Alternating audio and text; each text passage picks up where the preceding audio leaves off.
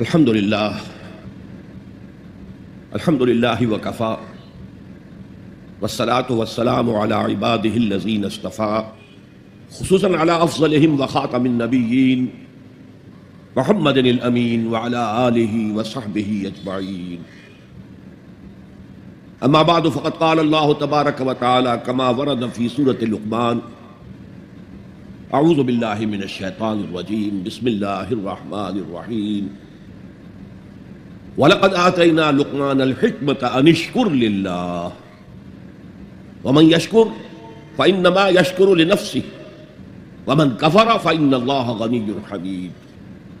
وَإِذْ قَالَ لُقْمَانُ لِابْنِهِ وَهُوَ يَعِظُهُ يَا بُنَيَّ لَا تُشْرِكْ بِاللَّهِ إِنَّ الشِّرْكَ لَظُلْمٌ عَظِيمٌ.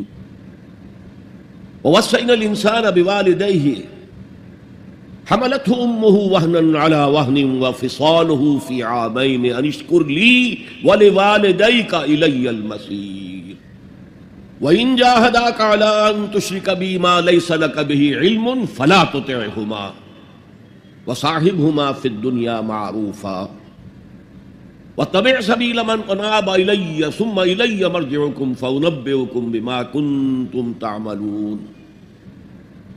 يا بني إنها إن تك مثقال حبة من خردل فتكن في صخرة أو في السماوات أو في الأرض يأت بها الله إن الله لطيف خبير. يا بني أقم الصلاة وأمر بالمعروف وانه عن المنكر واصبر على ما أصابك إن ذلك من عزم الأمور ولا تصعر خدك للناس ولا تمش في الأرض مرحا إن الله لا يحب كل مختال فخور واقصد في مشيك واغضض من صوتك إن أنكر الأصوات لصوت الحمير. صدق الله العظيم. رب اشرح لي صدري ويسر لي أمري واحلل عقدة من لساني يفقهوا قولي. اللهم ربنا ألهمنا رشدنا واعذنا من شرور أنفسنا. اللهم أرنا الحق حقا وارزقنا اتباعه وأرنا الباطل باطلا وارزقنا اجتنابه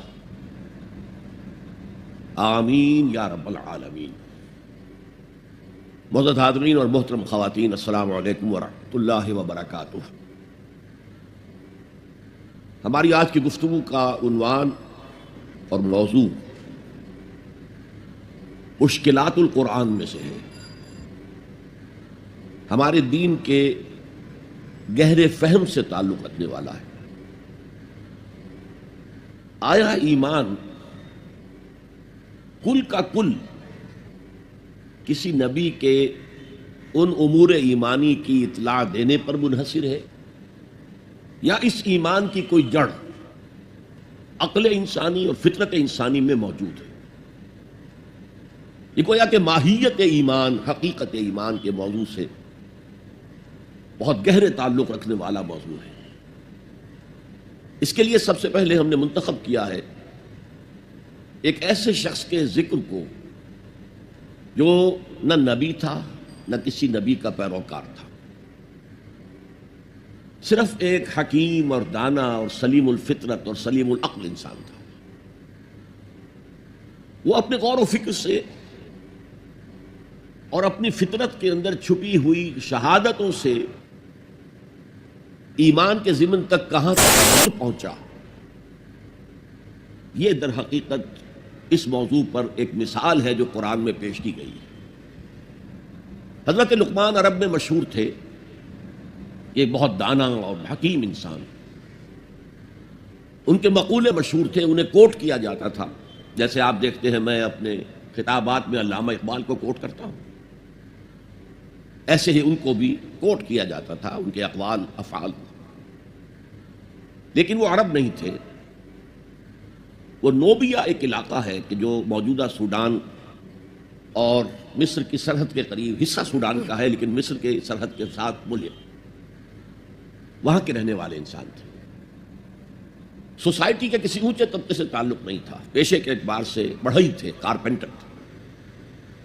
لیکن اللہ تعالیٰ جس کو چاہے حکمت سے نواز دے.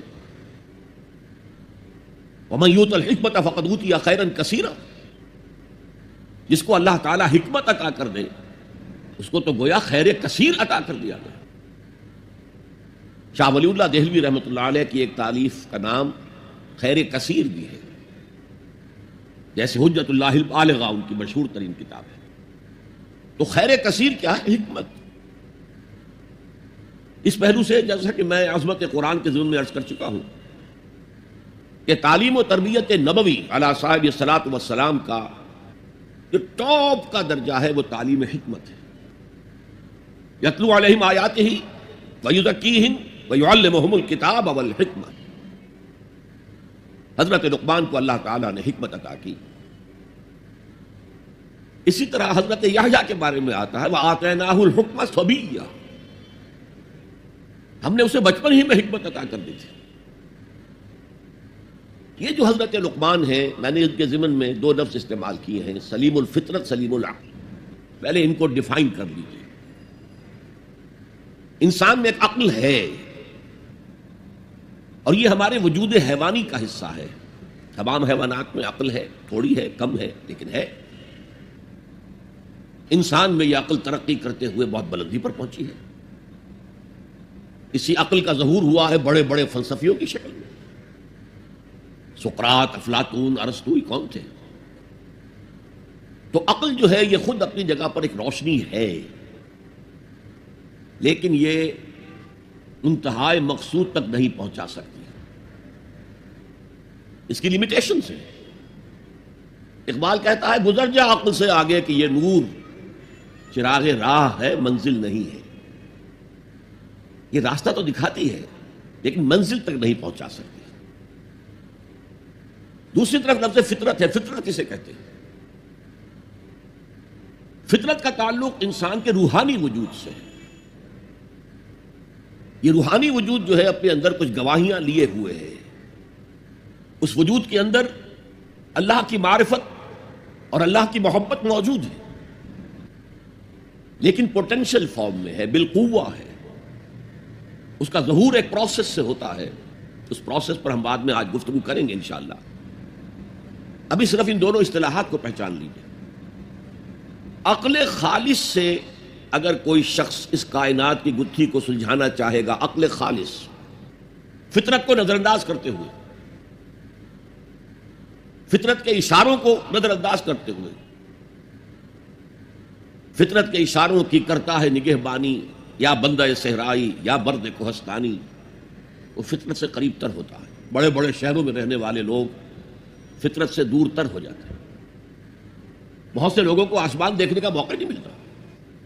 اگر جا رہے ہیں دفتر کار میں جا رہے ہیں، اوپر چھت ہے، نکلتے ہی اندر گھس گئے، باہر نکلے ہیں فوراً بیٹھ گئے کار، گھر میں آئے ہیں اپنے فلیٹ کے کسی مالے پر پہنچ گئے، وہاں کہاں آسمان نظر آئے۔ تو جتنا جتنا تمدن آگے بڑھا فطرت سے دور ہوتا چلا گیا۔ لیکن اس فطرت کے اندر جو شہادت مضمر ہے وہ ایک بہت بڑی حقیقت ہے۔ اب اگر تو یہ دونوں چیزیں، فطرت کے اشارات اور عقل کی رہنمائی، دونوں کے نتیجے میں، دونوں کے امتزاج سے جو شے وجود میں آئے گی اس کا نام حکمت ہے، اور جو عقل خالص سے جو شے وجود میں آئے گی وہ فلسفہ ہے۔ قرآن مجید نے فلسفے کا لفظ استعمال نہیں کیا۔ عقل خالص اور خالص منطق کے نتیجے میں انسان جہاں تک پہنچتا ہے اسے فلسفہ کہہ سکتے ہیں۔ اور یہ فلسفے جو ہیں، میں نے کسی موقع پر شاید عرض کیا ہے کہ ویسے تو بے شمار ہیں، ایگزسٹانشلزم ہے اور امپیریلزم ہے اور میٹیریلزم ہے اور ریئلزم ہے اور آئیڈیلزم ہے، نمنکلزم ہے، لاجیکل پازیٹیوزم ہے برٹرینڈ رسل کا، لیکن یہ دو بڑی بڑی کیٹیگریز میں تقسیم ہے۔ ایک یہ خیال ہے کہ اس کائنات کی اصل بنیاد کچھ آئیڈیاز پر ہے، یہ آئیڈیلزم کہلاتا ہے، یا افلاطون اس کا بانی ہے اور اس کی شاخیں ہیں۔ ایک یہ کہ نہیں، اصل وہ نہیں، تصورات نہیں، اصل یہ کائنات ہے، یہ ریئل ہے، یہ ریئلزم کہلاتا ہے، اسی کی شاخیں ہیں، امپیریلزم، میٹیریلزم، لاجیکل پازیٹیوزم وغیرہ وغیرہ۔ عقل خالص جو ہے اس کے بارے میں نوٹ کر لیجئے کہ اس کی آخری انتہا یا اسکیپٹسزم ہے، ارتیابیت، شک، ہر طرح شک، ہر چیز کے بارے میں شک۔ اور یا پھر ایگنوسٹسزم ہے، لا ادریت، کہ ہم نہیں پہچان سکتے، اس حقیقت کا علم حاصل کر ہی نہیں سکتے، وہاں تک ہماری رسائی ہو ہی نہیں سکتی، لا ادری، میں نہیں جانتا، تو لا ادریت، ایگنوسٹسزم، یا ارتیابیت، ریب سے بنا شک، اور اس سے بنا ہے اسکیپٹسزم۔ اصل میں اگر عقل سفر کرے فطرت کی رہنمائی میں، دونوں کے امتزاج سے ایک یقین پیدا ہوتا ہے، بعض حقائق تک انسان خود پہنچ جاتا ہے، پھر ان حقائق کی جب پرزور تائید ہوتی ہے کسی نبی کے پیغام کے ذریعے، تو فوراً لبیک کہتا ہے، جیسے کہ پہلے سے منتظر بیٹھا تھا۔ دیکھنا تقریر کی لذت کے جو اس نے کہا، میں نے یہ جانا کہ گویا یہی میرے دل میں تھا۔ وہ ایسے آتا ہے، والہانہ آتا ہے، جیسے ابو بکر صدیق آئے۔ حضور فرماتے ہیں میں نے جس شخص کے سامنے بھی دعوت رکھی اپنی، اس نے کچھ نہ کچھ توقف ضرور کیا، کچھ غور و فکر کے لیے وقت صرف کیا، کچھ نہ کچھ تردد رہا اس کو، سوائے ابو بکر کے، کہ میں نے جیسے ہی اس کے سامنے دعوت رکھی اس نے فوراً تصدیق کی۔ اس کی وجہ کیا ہے؟ وہ ان مقامات پر خود پہنچ چکے تھے اپنی عقل اور فطرت کی رہنمائی میں، تبھی تو تصدیق کر سکتا ہے، ورنہ کتنی بڑی بات ہے، میں اللہ کا رسول ہوں، مجھے مانو، ایمان لاؤ مجھ پر۔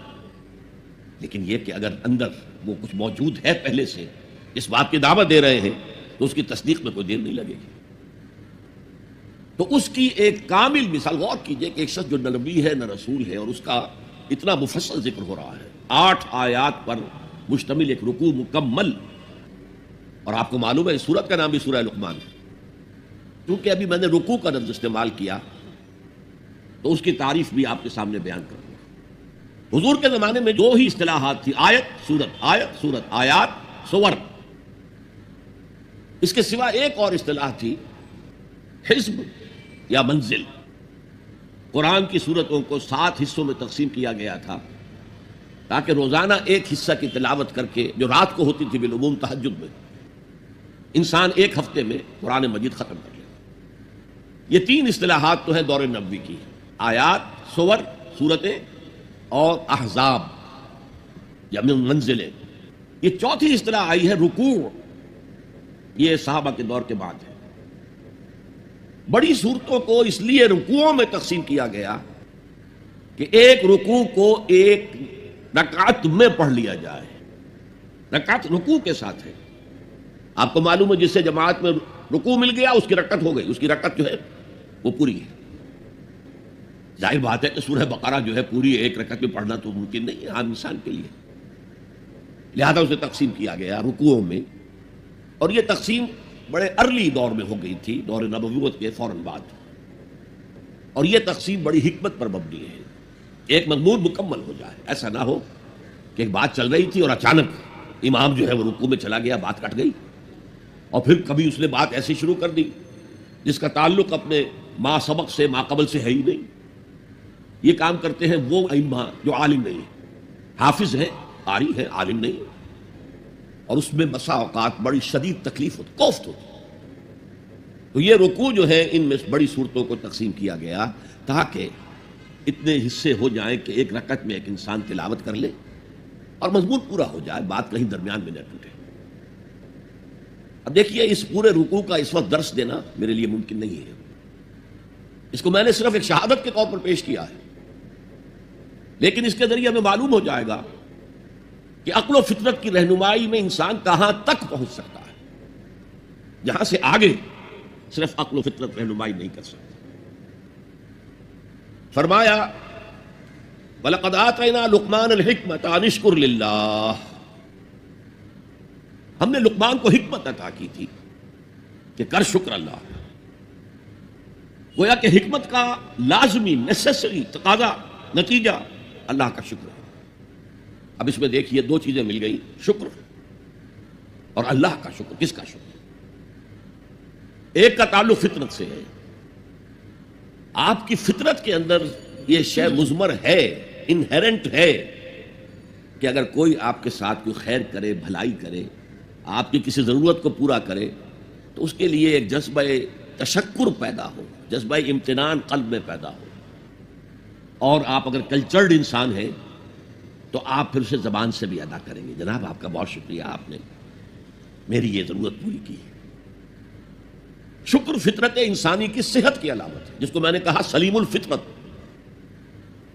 یہاں تک کہ یہ حیوانات میں موجود ہے۔ آپ کسی پیاسے جانور کے سامنے پانی کی بالٹی رکھ کے اب وہ دیکھیے، جب وہ اپنی پیاس بجھا کر نگاہیں اٹھا کر آپ کو دیکھے گا تو اس کی آنکھوں کے اندر جذبہ تشکر جو ہے جھلکتا ہوا صاف نظر آ جائے۔ تو فطرت کا تقاضا ہے، فطرت کی صحت کا تقاضا ہے کہ جذبہ تشکر موجود ہے۔ عقل کا تقاضا یہ ہے کہ اس ہستی کو پہچانے جس کے لیے کہ شکر ہے۔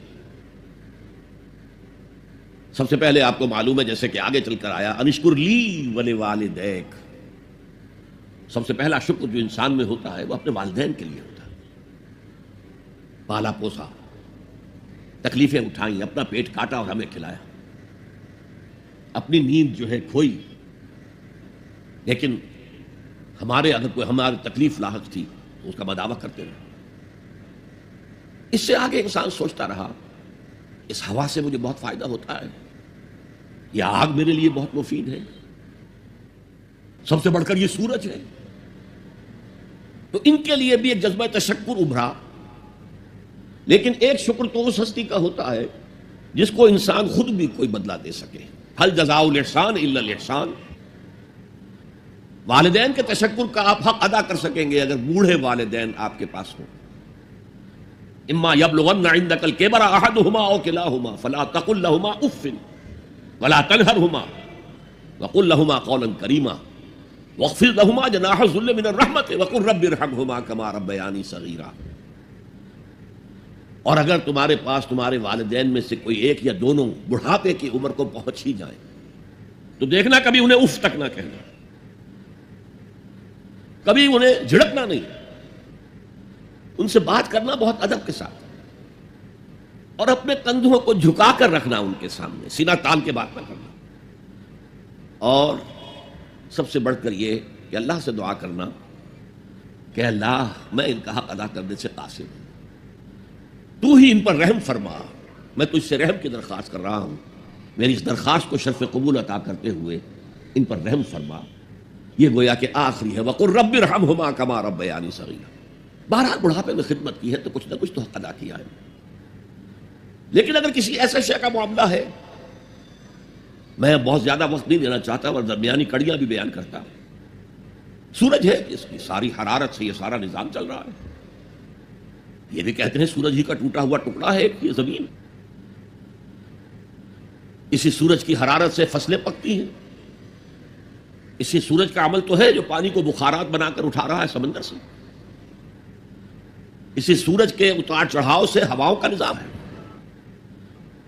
اسی سولر انرجی کو توارے درخت جو ہے جذب کر رہے ہیں، اور ان کی لکڑی کو جلا کر وہی سولر انرجی ان میں سے تم نکال لیتے ہو۔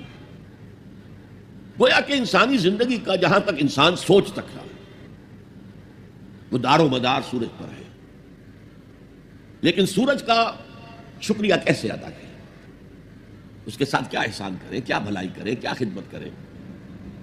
لیکن اگر نہ کیا جا سکے تو آدمی سر ٹیک دیتا ہے، تعظیم کرتا ہے، یہیں سے شکر بڑھ کر عبادت کی شکل اختیار کرتا ہے۔ اور آپ کو معلوم ہے پوری دنیا میں اللہ کے سوا سب سے زیادہ جس کو پوجا گیا ہے وہ سورج ہے۔ لیکن عقل کی ایک چھلانگ اور ہے، صرف ایک چھلانگ۔ یہ سورج اور چاند تو ایک نظام میں جکڑے ہوئے معلوم ہوتے ہیں، ہر روز ایک ہی نظام سے معاملہ چل رہا ہے، کوئی اور ہے جس کے نظام میں یہ جکڑے ہوئے ہیں؟ یہ ایک چھلانگ ہے۔ یہی چھلانگ لگائی حضرت ابراہیم علیہ السلام نے، تارا ستارہ چاند سورج سب کی نفی کر کے، انی وجہت وجہی للذی فطر السماوات والارض حنیفا وما انا من المشرکین۔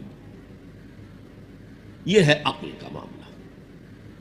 فطرت شکر کا جذبہ ہے، عقل اس ہستی کو پہچان لینا کہ جو تمام ہماری نعمتوں کا عطا کرنے والا ہے۔ انشکر للہ، شکر کر اللہ کا، وَمَن يَشْكُرْ فَإِنَّمَا يَشْكُرُ لِنَفْسِهِ، اور جو کوئی شکر کرتا ہے اللہ کا وہ اپنے ہی بھلے کو کرتا ہے۔ کیوں؟ اب اس کی شخصیت کے ارتقاء کے لیے، ترقی کے لیے، استحکام کے لیے ایک راک فاؤنڈیشن فراہم ہو گئی ہے۔ اس کی شخصیت کا ارتقا ہوگا، اس کی شخصیت بنے گی، اس کی خودی توانا ہوگی۔ ومن کفر، اب یہاں پہچانیے لفظ کفر کو، یہ شکر کے مقابلے میں آ رہا ہے۔ ومن کفر، کفر کے معنی جو ہے اصل میں چھپا لینا ہے۔ کفارہ کسے کہتے ہیں؟ گناہ کا کفارہ ہے۔ قسم کھائی تھی توڑ رہا ہوں، کفارہ دے رہا ہوں۔ یا کہیں کہہ بیٹھا تھا اپنی بیوی کو تم میری ماں کی طرح ہو، اس کو کفارہ دینا ہے، سورہ مجادلہ میں ذکر ہے۔ تو ڈھانپ دینا یعنی فطرت سے ابھرنے والے اس جذبے کو روک دینا، جذبہ تشکر کو دبا دینا، یہ کفر ہے۔ اور اس کے ساتھ ایک لفظ جو بہت عام آتا ہے، الذین کفروا وکذبوا بآیاتنا، کفر تو خود اس نے کیا ہے، اس کے اندر فطرت جو تھی اس فطرت کو اس نے دبایا ہے۔ سیکنڈریلی جب رسول کی دعوت سامنے آئی ہے، آیات سامنے آئی، ان کا انکار کیا ہے، تکذیب کی۔ یہ دو چیزیں ایک نہیں ہے، ہم مانی نہیں ہے۔ یہ ایسا نہیں ہے کہ جیسے گورا چٹا، یہ گویا کہ ایک ہی مفہوم کے لیے دو الفاظ ہیں، نہیں نہیں، کفر اور شے ہے، تکذیب بالکل دوسری شے ہے، جھٹلا دینا۔ تو ومن کفر فإن اللہ غنی حمید، تو اللہ تعالیٰ تو غنی ہے، اسے کوئی احتیاج نہیں ہے کہ کوئی اس کی تعریف کرے نہ کرے، اس کا کوئی شکر ادا کرے نہ کرے۔ وہ حمید ہے، اپنی ذات میں خود ستودہ صفات ہے، خود محمود ہے، کوئی حمد کرے نہ کرے۔ البتہ حمد کے معنی یہاں سمجھ لیجئے، حمد شکر اور ثنا دونوں سے مل کر بنتا ہے۔ الحمدللہ کل ثنا بھی اللہ کے لیے ہے اور کل شکر بھی اللہ کے لیے۔ انشکر للہ ومن یشکر فانما یشکر لنفسہ ومن کفر فان اللہ غنی حمید۔ اسی کے ساتھ عقل قدم آگے بڑھتی ہے۔ وَإِذْ قَالَ لُقْمَانُ لِابْنِهِ وَهُوَ يَعِظُهُ يَا بُنَيَّ لَا تُشْرِكْ بِاللَّهِ، ذرا یاد کرو جب کہ کہا تھا لقمان نے اپنے بیٹے سے، اور وہ اسے واعظ کہہ رہے تھے، نصیحت کر رہے تھے۔ عام طور پر یہی خیال ہے کہ یہ انتقال کے وقت کی نصیحت اور وصیت تھی۔ اب ظاہر بات ہے کہ انسان اپنے انتقال کے وقت اپنے بیٹے کو وہی باتیں بتائے گا جو اہم ترین ہیں اس کے نزدیک، اس کی زندگی کا حاصل ہے۔ دولت مند شخص اپنے دولت کا حساب بتائے گا، کہاں کہاں کس کس شکل میں ہے۔ حکیم انسان کے لیے اس کی حکمت ہی اس کا اصل خزانہ ہے، دولت ہے۔ تو اس حکمت کا خلاصہ اور لب لباب ہے جو حضرت لقمان منتقل کر رہے ہیں اپنے بیٹے کو۔ اسی کو اقبال نے کہا تھا کہ یہی ہے متاع فقیر، میرے قافلے میں لٹا دے اسے، لٹا دے ٹھکانے لگا دے اسے۔ میرے پاس جو حکمت ہے، جو بھی میں نے قرآن سے اخذ کی ہے حکمت، یہی کچھ ہے۔ ساقی متاع فقیر، کس اے ساقی، متاع فقیر یہی کچھ ہے، میرے قافلے میں لٹا دے اسے، لٹا دے ٹھکانے لگا دے اسے۔ اب حضرت لقمان کیا کہہ رہے ہیں؟ پہلی وصیت، پہلی نصیحت، اللہ کے ساتھ شرک نہ کرنا۔ یہ بھی عقل کا تقاضا ہے۔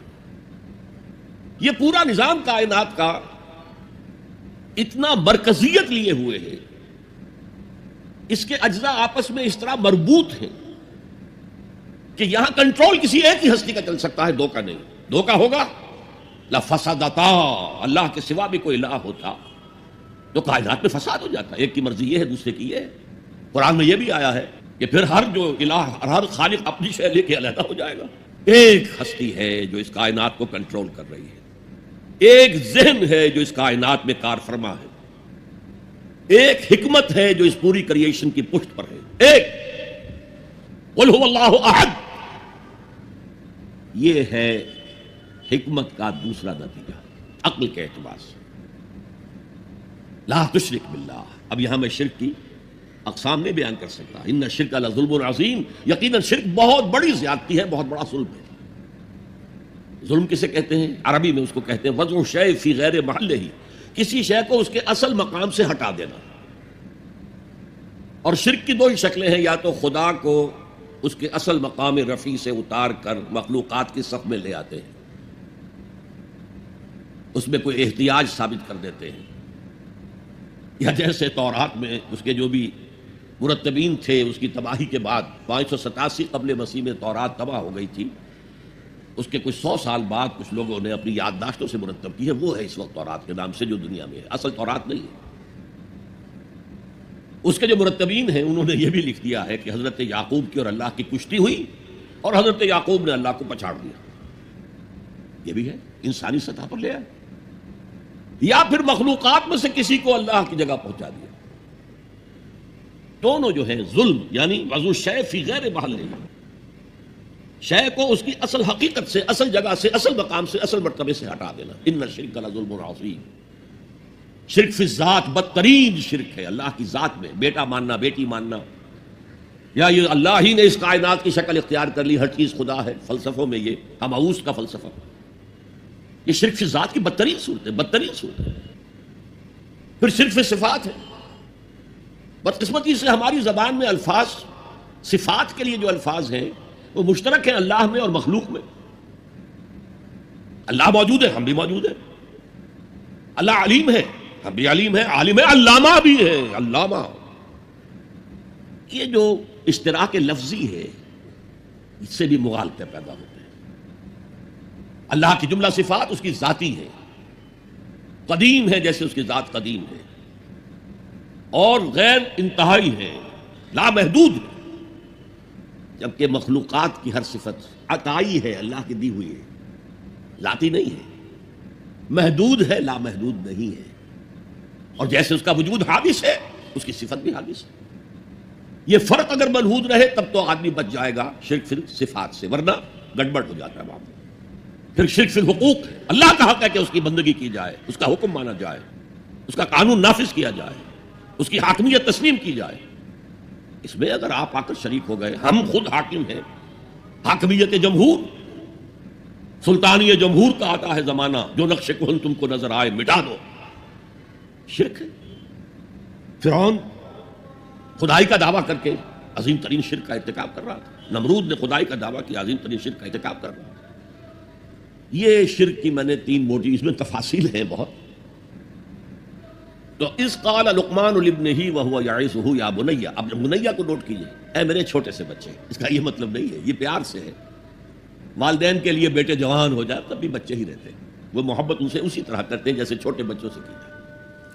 تو یہ اس میں تصغیر ہے, یا بنی, اے میرے چھوٹے سے بچے, لا تشرک باللہ, اللہ کے ساتھ شرک مت کیجو, ان الشرک لظلم عظیم, شرک بہت بڑا ظلم ہے.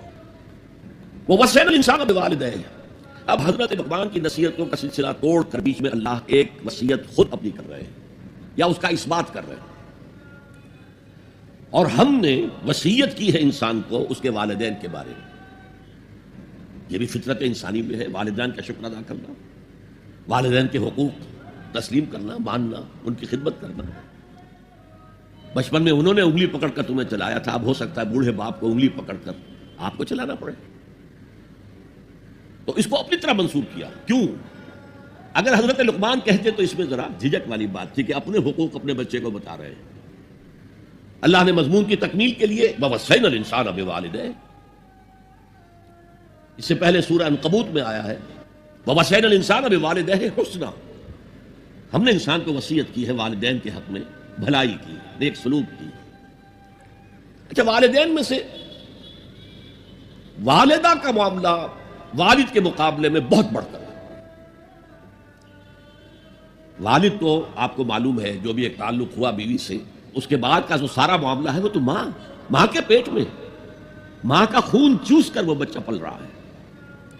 حملتہ امہ وہنا علی وہن, اسے اٹھائے رکھا اس کی ماں نے کمزوری پر کمزوری جھیل کر. وفصالہ فی عامین, پھر 2 سال تک جوک کی طرح چمٹا رہا ہے اور اس کا دودھ پیتا رہا ہے, اس کی توانائی سٹ کرتا رہا. لہذا والدہ کا حق والد کے مقابلے میں ایک حدیث نبوی کی روح سے 3 گنا ہے. یہ بہت اہم نقطہ ہے. یہ ایک حدیث میں آتا ہے کہ ایک صحابی نے حضور سے پوچھا, حضور میرے حسن سلوک کا اولین مستحق کون ہے؟ فرمایا تیری ماں. کہا ان کے بعد؟ فرمایا تیری ماں. تیسری مرتبہ پوچھا ان کے بعد؟ تیری ماں. چوتھی مرتبہ پوچھا تو کہا تیرا باپ. گویا کہ والدہ کا حق, اس کی خدمت, اس کے ساتھ نرمی, کہیں اس کے دل کو ٹھیس نہ پہنچا دینا. اس لیے کہ بڑا سخت قسم کا نفسیاتی معاملہ ہوتا ہے. آپ کو معلوم ہے جب بچے تھے ہم تو اپنے والدین کی محبت کا مرکز تھے. ان کی ساری محبت ہم پر مرکوز تھی، ہم بھی ان کی شفقت کو مانتے تھے، محبت کرتے تھے۔ ہماری شادی ہو گئی، اولاد ہو گئی، تو ہمارا ایک نیا مرکز محبت وجود میں آ گیا۔ بیوی سے محبت ہے، اولاد سے محبت ہے، اب بوڑھے والدین کے اندر پیاس پیدا ہوئی محبت کی۔ یہی ہمارے ہاں ساس بہو کا جھگڑا جو ہے اس کی اصل بنیاد نفسیاتی یہ ہے کہ ان کے دلوں میں پیاس ہوتی ہے۔ اب اگر ان کی دلجوئی کی جائے، ان کو وقت دیا جائے، ان کے پاس بیٹھا جائے، ان کی باتیں سنی جائیں، تب تو ان کو کچھ نہ کچھ جو ہے تسکین ہوتی ہے، ورنہ ایک بڑا احساس محرومی شدید پیدا ہو جاتا ہے والدین کے اندر۔ یہی وجہ ہے کہ صرف دو چیزیں ہیں جن کا محض دیکھنا تعظیم اور محبت کے ساتھ موجب ثواب ہے، عبادت ہے۔ خانہ کعبہ کو محض دیکھنا عبادت ہے، بیٹھ کر تعظیماً دیکھتے رہو، طواف بھی نہیں کر رہے، دیکھنا بھی عبادت ہے۔ اور بوڑھے والدین کو محبت بھری نگاہ سے دیکھنا عبادت ہے۔ اب یہاں دیکھیے اللہ تعالیٰ کو جیسے کہ کئی کسی جگہ پر فرمایا گیا ان اللہ لا یستحی من الحق، سورہ احزاب میں ہے کہ تمہارا طرز عمل نبی کے لیے تکلیف دہ تھا، لیکن نبی حیا کی وجہ سے تم سے کچھ کہہ نہیں سکتے، تو اللہ کو تو کوئی حیا جو ہے کسی حقیقت کو روک لینے پر آمادہ نہیں کر سکتی۔ تو یہاں اللہ صاف فرما رہا اشکر لی ولے والدین، پہلا شکر میرا ہے، خالق میں ہوں، والدین کے دل میں شفقت میں نے ڈالی ہے، مقدم شکر میرا ہوگا۔ بھلے والدین، مخلوق میں سب سے زیادہ شکر والدین کے لیے، اور یہ قرآن میں 5 جگہ آیا ہے۔ وَقَضَىٰ رَبُّكَ أَلَّا تَعْبُدُوا إِلَّا إِيَّاهُ وَبِالْوَالِدَيْنِ إِحْسَانًا، سورہ بنی اسرائیل، سورہ بقرہ میں ہے، سورہ نساء میں ہے، ان اشکر لی وَلِوَالِدَيْكَ إِلَيَّ الْمَصِيرُ، لوٹنا تو میری طرف ہے، میں حساب لے لوں گا کہ تم نے میرا بھی شکر ادا کیا تھا یا نہیں، اور اپنے والدین کا بھی شکر ادا کیا تھا یا نہیں۔ اب دیکھیے 2 چیزیں آئیں، ایک شکر اللہ کا اور اس کا تقاضا شرک نہ ہو، ایک شکر والدین کا۔ اگر یہ دونوں چیزیں ٹکرا جائیں، کس قدر منطقی ربط ہے قرآن مجید کی آیات میں۔ والدین حکم دے رہے ہیں شرک کرو، کیا کریں؟ آپ کے علم میں ہوگا حضرت سعد ابن ابی وقاص رضی اللہ تعالی عنہ، 10 مبشرہ میں نوجوان تھے، ایز اے ٹین ایجر ایمان لائے ہیں حضور پر۔ باپ کو فوت ہوئے عرصہ ہو گیا تھا، ماں نے بڑی محبت سے، مال بہت چھوڑ گیا تھا باپ، ناز و نام میں پالا۔ اب سعد ایمان لے آئے حضور پر، والدہ نے کہا تم نے اپنے باپ کے دین کو چھوڑ دیا، میں جان دے دوں گی اگر تم اس سے واپس نہ آئے، اور اپنے مشرکانہ عقائد کو تم نے دوبارہ اختیار نہ کیا، مرن برت رکھ لیا۔ اب کیا بیت رہی ہوگی، کس قدر سلیم الفطرت نوجوان تھا سعد، جو نوجوانی میں حضور پر ایمان لایا۔ لیکن فطرت کے اندر جو چیز مثبت تھی، والدین کا ادب، اللہ جسے اپنی طرف منسوب کر رہا ہے وہ فطرت ہے۔ اب یہ ٹکرا رہے ہیں، کیا کریں؟ آیت نازل ہوئی، اور یہ آیت سورہ عنکبوت میں بھی ہے، جیسا کہ میں نے بیان کیا کہ نہیں، یہاں اگر وہ تمہیں مجبور کرے، جاہداکا کا لفظ بھی یہاں پہ نوٹ کیجئے، اگر تم سے جہاد کرے، یہ جہاد صرف مسلمان نہیں کرتا، جہاد تو کافر بھی کرتا ہے، مشرک بھی کرتا ہے، لیکن جہاد ہے، مجبور کر رہے ہیں، پریس کر رہے ہیں کہ اپنے آبائی دین میں واپس آ جائے۔ مصعب بن عمیر کو برہنہ مادرزاد کر کے چچا نے نکال دیا، نہایت ناز و نام میں پلا ہوا نوجوان۔ نہرو جی کے بارے میں کہا جاتا ہے ان کے کپڑے پیرس سے سل کر آتے تھے، ان کا 200 درہم کا جوڑا شام سے تیار ہو کر آتا تھا، باپ اتنی دولت چھوڑ گیا تھا۔ اور جہاں سے مصعب گزر جاتا تھا تو خوشبو اتنی رچی بسی ہوتی تھی ان کے لباس میں کہ پوری گلی، پورا بازار مہک جا رہا ہے، لوگ ہاں مصعب جا رہا۔ جب ایمان لے آئے، چچا نے کہا دیکھو یہ ساری دولت تمہارے مشرک باپ کی ہے، اب نکل جاؤ گھر سے، تمہارا کوئی حق نہیں ہے۔ اٹھ کر چلنے لگے، کہا یہ کپڑے جو تمہارے جسم پر ہیں وہ بھی اسی مشرک باپ کے ہیں، اتار دو، اتار۔ مادرزاد برہنہ ہو کر ماں کے پاس آئے، انہوں نے آنکھوں پر ہاتھ رکھے، وہ سب کیا ہوا ہے؟ کہا ماں میں موحد ہو گیا، یہ ہے توحید۔ موحد اپنے آپ کو سمجھنا کچھ اور ہے، زندہ قوت تھی زمانے میں یہ توحید کبھی، اور اب کیا ہے؟ فقط ایک مسئلہ ہے علم کلام۔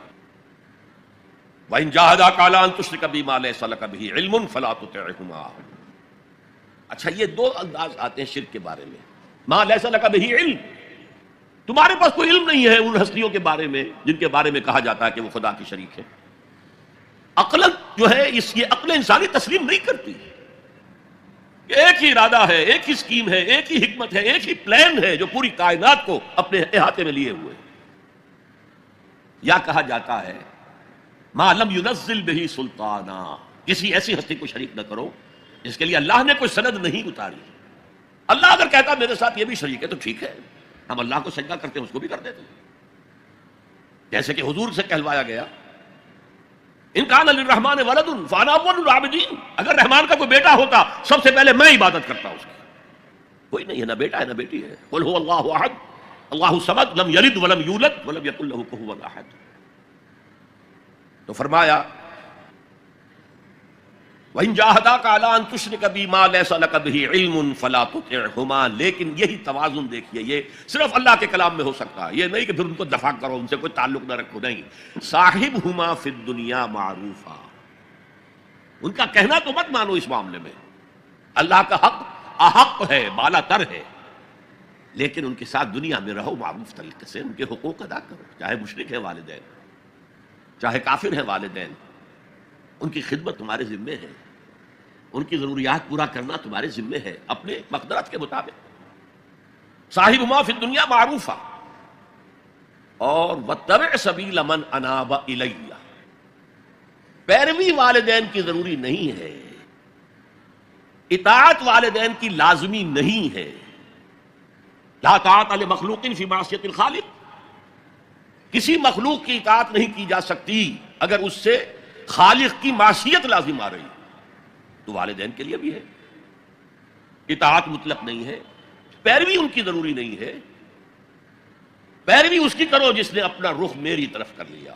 ابھی اللہ کا کلام چل رہا ہے نا درمیان میں جو آیا ہے، اتباع اس کی کرو. دیکھو کون ہے جس نے اپنا رخ میری طرف کر لیا ہے، پیروی اس کی کرو، والدین کی نہیں. اسی لیے سورہ بقرہ کے 30 رکوع کی پہلی آیت جہاں حضور کی دعوت کا بیان ہے وہ کیا ہے؟ یا ایھا الناس اعبدوا ربکم الذی خلقکم والذین من قبلکم لعلکم تتقون. اے لوگو، عبادت کرو، بندگی اختیار کرو، پرستش کرو اپنے اس رب کی جس نے تمہیں پیدا کیا، تم سے پہلوں کو بھی پیدا کیا. تمہارے آباء و اجداد بھی تو اسی کی مخلوق تھے، جیسے تم سے خطا ہو سکتی ان سے بھی ہو سکتی تھی. لہذا یہ دلیل نہیں. وہ کہتے تھے ما وجدنا علیہ آبانا، ہم تو اسی کی پیروی کریں گا جس میں ہم نے اپنے آباء و اجداد کو پایا ہے. تو آباء و اجداد کی پیروی ضروری نہیں ہے. وَاتَّبِعْ سَبِيلَ مَنْ أَنَابَ إِلَيَّ ثُمَّ إِلَيَّ مَرْجِعُكُمْ، پھر میری ہی طرف تم سب کو لوٹنا ہے. فَأُنَبِّئُكُمْ بِمَا كُنتُمْ تَعْمَلُونَ، پھر میں گنتی کر کر کے نبأ تنبیہ پوری طرح بتا دینا، آگاہ کر دینا. ایک تنبیہ ہے، وارن کرنا، ایک تنبیہ ہے. یہ ہے خبر دے دینا پوری طریقے سے، وضاحت کے ساتھ. نبأ سے ہے یہ. فَأُنَبِّئُكُمْ بِمَا كُنتُمْ تَعْمَلُونَ، جو کچھ کے عمل تم کرتے رہے تھے. اب اس کے بعد پھر حضرت لقمان کی نصیحت. یا بنی انہا ان تک مثقال حبۃ من خردل، اے میرے بچے، انہا اس میں عمل کا معاملہ ہے. عمل سیئہ ہو یا حسنہ ہو، ہا کی ضمیر مؤنث آئی ہے. انہا نیکی ہو یا بدی ہو. انہا ان تک مثقال حبۃ من خردل، اگر وہ رائی کے دانے کے ہم وزن بھی ہو، پھر وہ نیکی یا بدی. فتکن فی صخرۃ، کسی چٹان کے پیٹ میں گھس کر کیا گیا ہو. او فی السماوات، یا فضاؤں میں کیا گیا ہو، خلاؤں میں کیا گیا ہو.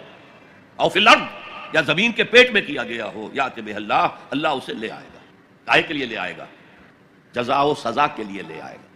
انسانی اعمال میرے بیٹے یہ جان لو ضائع ہونے والی چیزیں نہیں، ان کے بدلے نکلیں گے، ان کے نتائج نکلیں گے، ان کے بدلے مل کر رہیں گے. چھوٹی سی چھوٹی چیز بھی، رائی کے دانے کے ہم وزن بھی ہو. مثقال ثقل سے بنا ہے، ثقل کہتے ہیں بوجھ کو.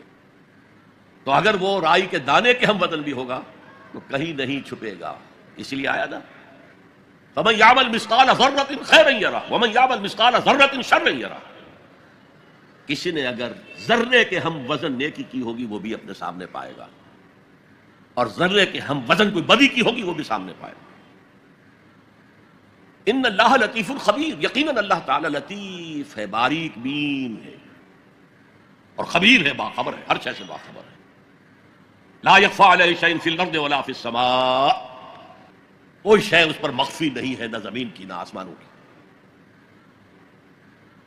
تیسری نصیحت، یا بنی اقم الصلاۃ وامر بالمعروف وانہی عن المنکر واصبر علی ما اصابک، اے میرے بچے نماز قائم رکھ۔ اب نماز سے مراد کون سی نماز ہے؟ آپ اس سے اپنی نماز نہ سمجھیے۔ ہم سے پہلے بنی اسرائیل کے اندر کچھ اور نماز کی شکل تھی، ہمیں کچھ اور نماز کی شکل دی گئی ہے، ہمیں نماز کے اوقات اور دیے گئے، ان کے کچھ اور تھے، لیکن کیا شے مشترک ہے؟ اللہ کے ساتھ ایک لو لگانے کی شکل، اللہ کے ساتھ تجدید عہد کرتے رہنا، اللہ تعالیٰ کے ساتھ ایک تعلق قلبی اور ایک ربط ذہنی برقرار رکھنے کا کوئی نظام ہونا چاہیے۔ وہ ستون مانو اسے، الصلاۃ عماد الدین، تو نماز قائم رکھ، میں نے ترجمہ رکھ کیا ہے، کر نہیں۔ ظاہر بات ہے کہ لقمان بھی نماز پڑھتے ہوں گے، جو بھی نماز تھی ان کی، اور یقیناً ان کا بیٹا بھی پڑھتا ہوگا، اس لیے یہاں نماز قائم کر کی بجائے بہتر ترجمہ ہے نماز قائم رکھ۔ وامر بالمعروف ونہی عن المنکر، اب پھر فطرت کا معاملہ آ گیا۔ فطرت انسانی واقف ہے کہ یہ شر ہے، یہ خیر ہے، جسے میں نے اس سے پہلے کہا ہے کئی مرتبہ، بیسک ہیومن موریلٹی، جو پوری انسانیت کی میراث ہے، ہر مذہب میں وہی ہے، اسی کی بنیاد پر کچھ لوگ ڈیولپ کرتے ہیں فلسفہ وحدت ادیان، لیکن وہ بات درست نہیں ہے۔ البتہ یہ کہ جہاں تک بنیادی اخلاقی تعلیمات ہیں وہ مشترک ہیں، وہ انسانوں کی مشترک میراث ہے۔ جھوٹ مت بولو، سچ بولو، وعدہ خلافی نہ کرو، وعدہ پورا کرو، راہ میں کوئی بھٹک رہا ہو تو راستہ دکھاؤ، کوئی اندھا ہے تو انگلی پکڑ کر اسے سڑک پار کرا دو، یہ فطرت انسانی ہے۔ اس پہلو سے معروف کا لفظ آیا، نیکی کا لفظ نہیں آیا یہاں، جانی پہچانی شے۔ اذا ساعت کا سیئتک وحرت کا حسنتک فانت مومن، اگر تمہیں کوئی نیکی کا کام کر کے مسرت حاصل ہو، دل میں انشراح ہو جائے، اللہ نے مجھے توفیق دی، اور کوئی برا کام کر کے برا لگے، یہ میں نے کیا کر دیا، نہیں کرنا چاہیے تھا، تو تم مومن، تو معروف شے ہے، جانی پہچانی چیز ہے نیکی، اور منکر ہے، فطرت انسانی اباح کرتی ہے برائی سے۔ یہ علیحدہ بات ہے کہ انسان جو ہے اپنی فطرت کے خلاف چلتا ہے، اپنے مفادات کو دیکھتا ہے، دنیا پرستی میں غرق ہو گیا ہے کہ اندر سے اس کا ضمیر کانشنس اسے ملامت کرتا ہے، تم غلط کام کر رہے ہو۔ پھر آیا بر میں ہم دیکھ سکے وہ اپنے آپ کو سیٹسفائی کرنے کے لیے کہتا ہے میں فلاں فلاں نیکی کا کام بھی تو کر رہا ہوں، تو اتنا مضطرب کیوں ہے؟ یہ سارا معاملہ معروف منکر، یا بنی اقم الصلاۃ وامر بالمعروف وانہی عن المنکر، اے میرے بچے نماز قائم رکھیو۔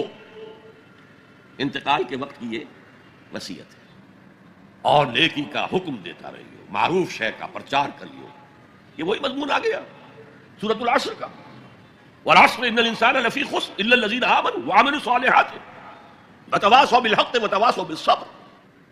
یا بنی اقم الصلاۃ، یہ عمل صالح، شرک سے بچ گئے، یہ ایمان ہے، توحید ہے۔ وامر بالمعروف ونہی عن المنکر، حکم دے نیکی کا، بھلائی کا، معروف کا، اور روک منع کر منکر سے، جس سے اباح کرتی ہے انسان کی فطرت، جس میں وہ جانتی ہے کہ یہ کام اچھا نہیں ہے۔ وَاصْبِرْ عَلَىٰ مَا أَصَابَكَ، وہ صبر بھی آ گیا، وَتَوَاصَوْا بِالصَّبْرِ، اور پھر جو بیتے اس پر صبر کیجو، اس لیے کہ امر بالمعروف اور نہی عن المنکر بڑا کڑوا فعل ہے یہ، خاص طور پر نہی عن المنکر کسی کو اچھا نہیں لگتا، ریزنٹمنٹ ہوتی ہے۔ بچے بھی جیسا کہ میں عرض کر چکا ہوں، اگر آپ کہہ دیں بھائی یہاں مت کھیلو، یہ کھیلنے کی جگہ نہیں ہے، تو پھر اکثر و بیشتر اپنی عزت سلامت لے کر گھر جانا ممکن نہیں ہوگا۔ اور جو سب سے بڑا حق ہے، یہ زمین، یہ کائنات اللہ کی ہے، وہ اس کا حاکم ہے، اس کی حاکمیت قائم کرو۔ تو جو خدا بنے بیٹھے ہوں اپنی حاکمیت کا سکہ چلا رہے ہیں، وہ برداشت کریں گے؟ یہ دیکھیے عیسائیت میں یہ تصور موجود ہے، آخر ہے تو حضرت عیسیٰ نبی تھے نا، اللہ کے رسول تھے، ان کی جو سورہ فاتحہ ہے، جیسے ہماری نماز کی کوئی رکعت نہیں ہو سکتی سورہ فاتحہ کے بغیر، اسی طرح لارڈز پریئر ہے ان کی جو سورہ فاتحہ کی جگہ ہے، اور اس میں یہ جملہ Thy kingdom come, Thy will be done on earth as it is in heavens۔ اے رب تیری حکومت آئے، تیری سلطنت آئے، جسے آسمانی بادشاہت بھی کہا گیا ہے، اے رب تیری بادشاہی آئے، تhy kingdom come، thy will be done on earth، تیری مرضی زمین پر بھی اسی طرح پوری ہو as it is in heavens، جیسے آسمانوں میں پوری ہو رہی ہے۔ پوری کائنات تو تیرے حکم کے آگے سر بسجود ہے، دنیا میں تیرے خلاف بغاوت ہو گئی، اے رب تیری حکومت یہاں بھی قائم ہو جائے، یہاں بھی تیری مرضی کے مطابق معاملات کر۔ اب اس میں ظاہر بات ہے ریزنٹمنٹ ہوگا، جو خدائی کا تخت جمائے بیٹھے ہوں، جن کے ویسٹڈ انٹرسٹ ہوں، جو اس معاشرے میں پریولیج کلاسز ہوں، وہ کبھی گوارا نہیں کریں گے۔ تو یہ معمولی سی ریزنٹمنٹ کے ساتھ ساتھ بڑے سے بڑے ٹارچرز آئیں گے، سزائیں دی جائیں گی، مارا جائے گا، قتل کیا جائے گا، جیلوں میں بھرا جائے گا، لیکن فرمایا وَاصْبِرْ عَلَىٰ مَا أَصَابَكَ، جو بھی پڑے تم پر پھر جھیلو اور برداشت کرو۔ إِنَّ ذَلِكَ مِنْ عَزْمِ الْأُمُورِ، یہ بڑے عظیمت کے کاموں میں سے ہے، بڑے عزم اور ہمت کی ضرورت ہے، اس کے لیے بڑی قوی قوت ارادی کی ضرورت ہے، بہت پختہ ڈٹرمنیشن کی ضرورت ہے، یہ معمولی باتیں نہیں ہیں۔ یا بنی اقم الصلاۃ وامر بالمعروف وانہی عن المنکر واصبر علی ما اصابک ان ذلک من عزم الامور۔ اب اس کے بعد دو چیزیں عام اخلاقیات میں سے، ولا تصعر خدک للناس، اپنے گال پھلا کر نہ رکھو لوگوں کے سامنے، اس لیے کہ جو شخص اس مقام پر پہنچ گیا ہے اب اس پر شیطان کا حملہ ایک ہی ہو سکتا ہے، اور وہ یہ کہ تکبر پیدا ہو جائے، دوسرے انسانوں کو وہ حقارت سے دیکھے یہ کن گندگیوں میں پڑے ہوئے ہیں، یہ نالی کے کیڑے ہیں، نفرت پیدا ہو جائے، تکبر پیدا ہو جائے۔ سعد جو ہے ایک بیماری کا نام تھا جو کہ گردن میں اونٹ کے ہوتی تھی، جس کے اونٹ ٹیڑھی ہو جاتی تھی، تو یہ جسے آپ کہتے ہیں کج رخی، کج کلاہی، ٹوپی بھی کج رکھی ہوئی ہے، اور کوئی آپ سے بات کرتا ہے تو اس کی طرف منہ کر کے جواب نہیں دیتے، ایسے ہی جواب دے دیا۔ حضور کے بارے میں آتا ہے کہ کوئی بھی شخص اگر آپ سے بات کرتا تھا آپ پورے اس کی طرف مڑ کر اس کی بات سنتے تھے، کہ نہیں کہ بے اعتنائی کے ساتھ بس بات سنی نہیں۔ وَلَا تُصَعِّرْ خَدَّكَ لِلنَّاسِ وَلَا تَمْشِ فِي الْأَرْضِ مَرَحًا، اور زمین میں اترا کر نہ چلیو، اکڑ کر نہ چلیو۔ ان اللہ لا يحب كل مختال فخور، یقیناً اللہ کو بالکل پسند نہیں ہے، مختال بنا ہے خیل سے، اختیال، گھوڑے کی چال میں ایک تمکنت ہوتی ہے، وہ تمکنت آپ اپنی چال میں اختیار کریں گے تو وہ آپ کے غرور ذہنی کا انڈیکس ہوگا، اندر کا غرور ظاہر ہوگا کہ اس چال سے، گھوڑے کی تمکنت والی چال، ذرا تمشی فی الارض مرحا، ان اللہ لا یحب کل مختال فخور، فخر کرنے والا، علم پر فخر ہو رہا ہے، تقوی پر فخر ہو رہا ہے، مال پر فخر ہو رہا ہے، اپنے سوشل سٹیٹس پر فخر ہو رہا ہے، اللہ کو پسند نہیں۔ وقصد فی مشیک، اپنی چال میں میانہ روی اختیار کرو، نہ بہت تیز نہ بہت آہستہ، لیکن یہ اصل میں مراد ہے پوری زندگی میں ایک میانہ روی۔ اگر کوئی تنگی ہے تو بالکل ہاتھ کھینچ نہ لو، اگر کشادگی ہو گئی ہے تو اسراف اور تبذیر سے کام مت لو، میانہ روی اختیار کرو، درمیانی راستہ، اپنی چال میں، اپنی روش میں کہہ لیجیے، اپنی روش میں میانہ روی اختیار کرو۔ وغضض من صوتک، اور اپنی آواز کو پست رکھو۔ یہاں تھوڑی سی وضاحت ضروری ہے، حدیث ہمیں یہ ملتی ہے کہ حضور جب خطبہ دیتے تھے تو الفاظ علی صوتہ، آپ کی آواز بہت بلند ہو جاتی تھی، واحمرت عیناہ، آپ کی دونوں آنکھیں سرخ ہو جاتی تھی، آپ اس طرح خطبہ دیتے تھے جیسے کوئی سپہ سالار اپنی فوج کو لڑنے پر آمادہ کر رہا۔ لہذا یہ وقت کی بات ہے۔ یہاں مراد کیا ہے؟ کسی وقت آپ کا کوئی آرگومنٹ کسی کے ساتھ ہو رہا ہے and you feel that you are losing the ground، آپ اپنی آواز بلند کر دیتے ہیں، اس کو اپنی آواز سے دبانا چاہتے ہیں، یہ نہیں۔ فرمایا مقصد فی مشیک وغضض من صوتک ان انکر الاصوات لصوت الحمیر، آواز کا بلند ہونا کوئی آواز کا حسن نہیں ہے، اگر ایسا ہوتا تو گدھے کی آواز بہت بلند ہوتی ہے لیکن کسی کو پسند آتی ہے، اور یہاں انکر کا لفظ آ گیا، وہی منکر، ناپسند ہونا، اس میں سے انکر افعل کے وزن پر، کبیر سے اکبر، صغیر سے اصغر، علیم سے اعلم۔ اب اس کا تجزیہ کیجئے ان 8 آیات کا۔ اگر تو یہ کسی نبی کے امتی ہوتے تو اس کا بھی نام لیتے، اس کا بھی اتباع کرو، سنت کو مضبوطی سے پکڑو. جیسے شیخ عبد القادر جیلانی کی وصایا ہے جو انہوں نے اپنے بیٹے کو کی، شاہ ولی اللہ دہلوی کی وصایا ہے. کسی نبی کے امتی ہوتے تو یہ کہتے، نبی ہوتے تو جو کتاب اتری ہوتی کہتے تمسک بالکتاب، دیکھنا مضبوطی سے پکڑے رکھنا کتاب. یا خذ الکتاب بقوہ وآتیناہ الحکم صبیہ، کتاب کو مضبوطی سے تھامو. اس کی کوئی یہاں تلقین نہیں ہے. اچھا، جزائے اعمال کے بارے میں تو کہا اعمال ضائع نہیں ہوں گے، انسانی اعمال نیکی کے ہوں بدی کے ہوں ان کا نتیجہ نکل کر رہے گا. لیکن یوم قیامہ، آخرت، وزن اعمال، جنت، دوزخ، جو امور صرف نبی کے ذریعے معلوم ہو سکتے ہیں ان میں سے کسی ایک کا بھی ذکر نہیں. لہذا نہ وہ کسی نبی کے امتی تھے نہ خود نبی تھے، صرف فطرت، عقل سلیم، فطرت سلیمہ کی روشنی میں جہاں تک انسان پہنچ سکتا ہے اس کو یہاں بیان کر دیا گیا. اب نوٹ کیجئے ایک نقطہ، سورہ فاتحہ جو ہماری نماز کا جزو لازم ہے اس میں یہی بات آپ کو ملے گی. ایسا شخص ہے جو پڑھ رہا ہے الحمدللہ، وہ کہہ رہا ہے حمد الحمدللہ رب العالمین، کل شکر کل ثنا اللہ کے لیے ہے جو تمام جہانوں کا رب ہے، الرحمن الرحیم مالک یوم الدین، ایاک نعبد و ایاک نستعین. اب اہدنا الصراط المستقیم جو کہہ رہا ہے وہ کاہے کے لیے کہہ رہا ہے؟ یہ کس شخص کو ریپرزینٹ کیا جا رہا ہے؟ کون ہے یہ؟ کس کی دعا یہاں نقل کی جا رہی ہے؟ یہاں قل بھی نہیں ہے، ورنہ آخر میں قل اعوذ برب الفلق قل اعوذ برب الناس وقل رب زدنی علما، یہاں تو نہیں ہے. اور یہ پورے قرآن مجید کی ام الکتاب، الفاتحہ، الشافیہ، الکافیہ، ام الکتاب. اس کا اصل مخاطب نوٹ کیجئے، قرآن مجید کا اصل مخاطب وہ سلیم الفطرت اور سلیم العقل انسان، جن کے اندر نیکی بدی کا شعور بھی موجود ہو، جو نیکی کی راہ پر چلنا چاہیں اور بدی سے بچنا چاہیں. وہ جو یہاں آیا، پھر وہ اللہ سے عہد کر کے اللہ تیری ہی بندگی کریں گے، پرستش کریں گے، تیرا شکر کا حق یہی ہے کہ تیری بندگی کریں، تیرا ہر حکم مانیں.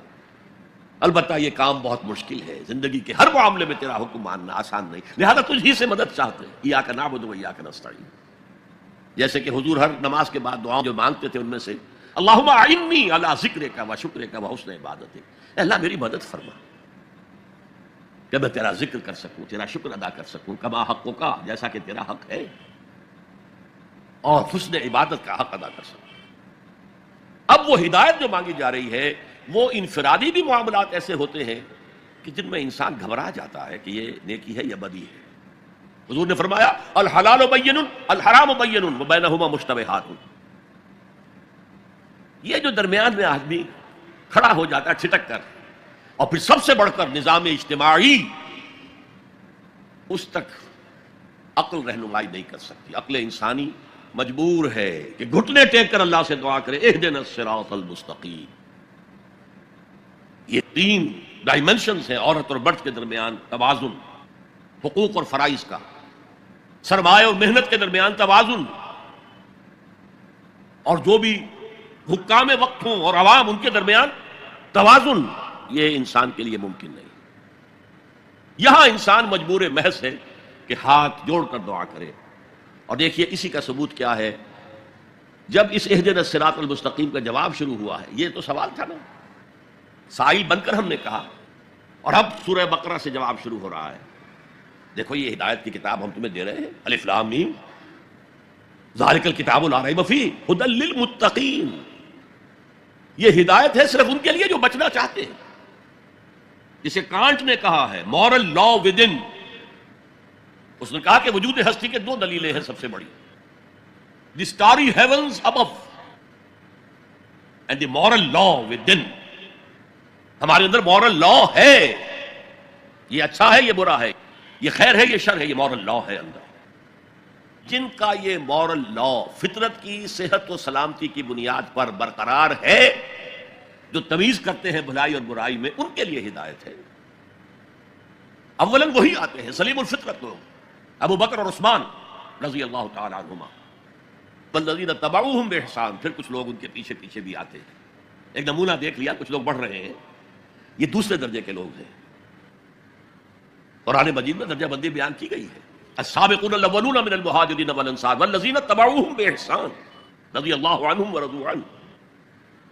تو یہ سابقون الاولون جو ہیں وہ سلیم الفطرت، وہ سلیم العقل انسان ہیں جو ان چیزوں تک پہنچ چکے ہیں، البتہ ابھی یقین کی دولت جو ہے حاصل نہیں ہوئی. اور یہی نقشہ کھینچا گیا ہے حضور کا، وَوَجَدَكَ ضَالًّا فَهَدَىٰ. ضال کا ترجمہ جو ہے گمراہ بھی کر دیا جاتا ہے. ضال اسے بھی کہتے ہیں کہ کوئی شخص کسی کے عشق میں دیوانہ ہو جائے، اور ضال وہ بھی ہے جو ابھی حق کی تلاش میں سرگرداں ہے. تو جو غور و فکر غار حرا میں ہو رہا تھا، حدیث میں آتا ہے تحنسو، یہ تحنسو فی، جا کر آپ وہاں عبادت کرتے تھے. تو وہ عبادت کیا تھی؟ کان صفت تعبدہ فی غار حرا تفکر والاعتبار. غار حرا میں آپ کی عبادت کی صفت کیا تھی؟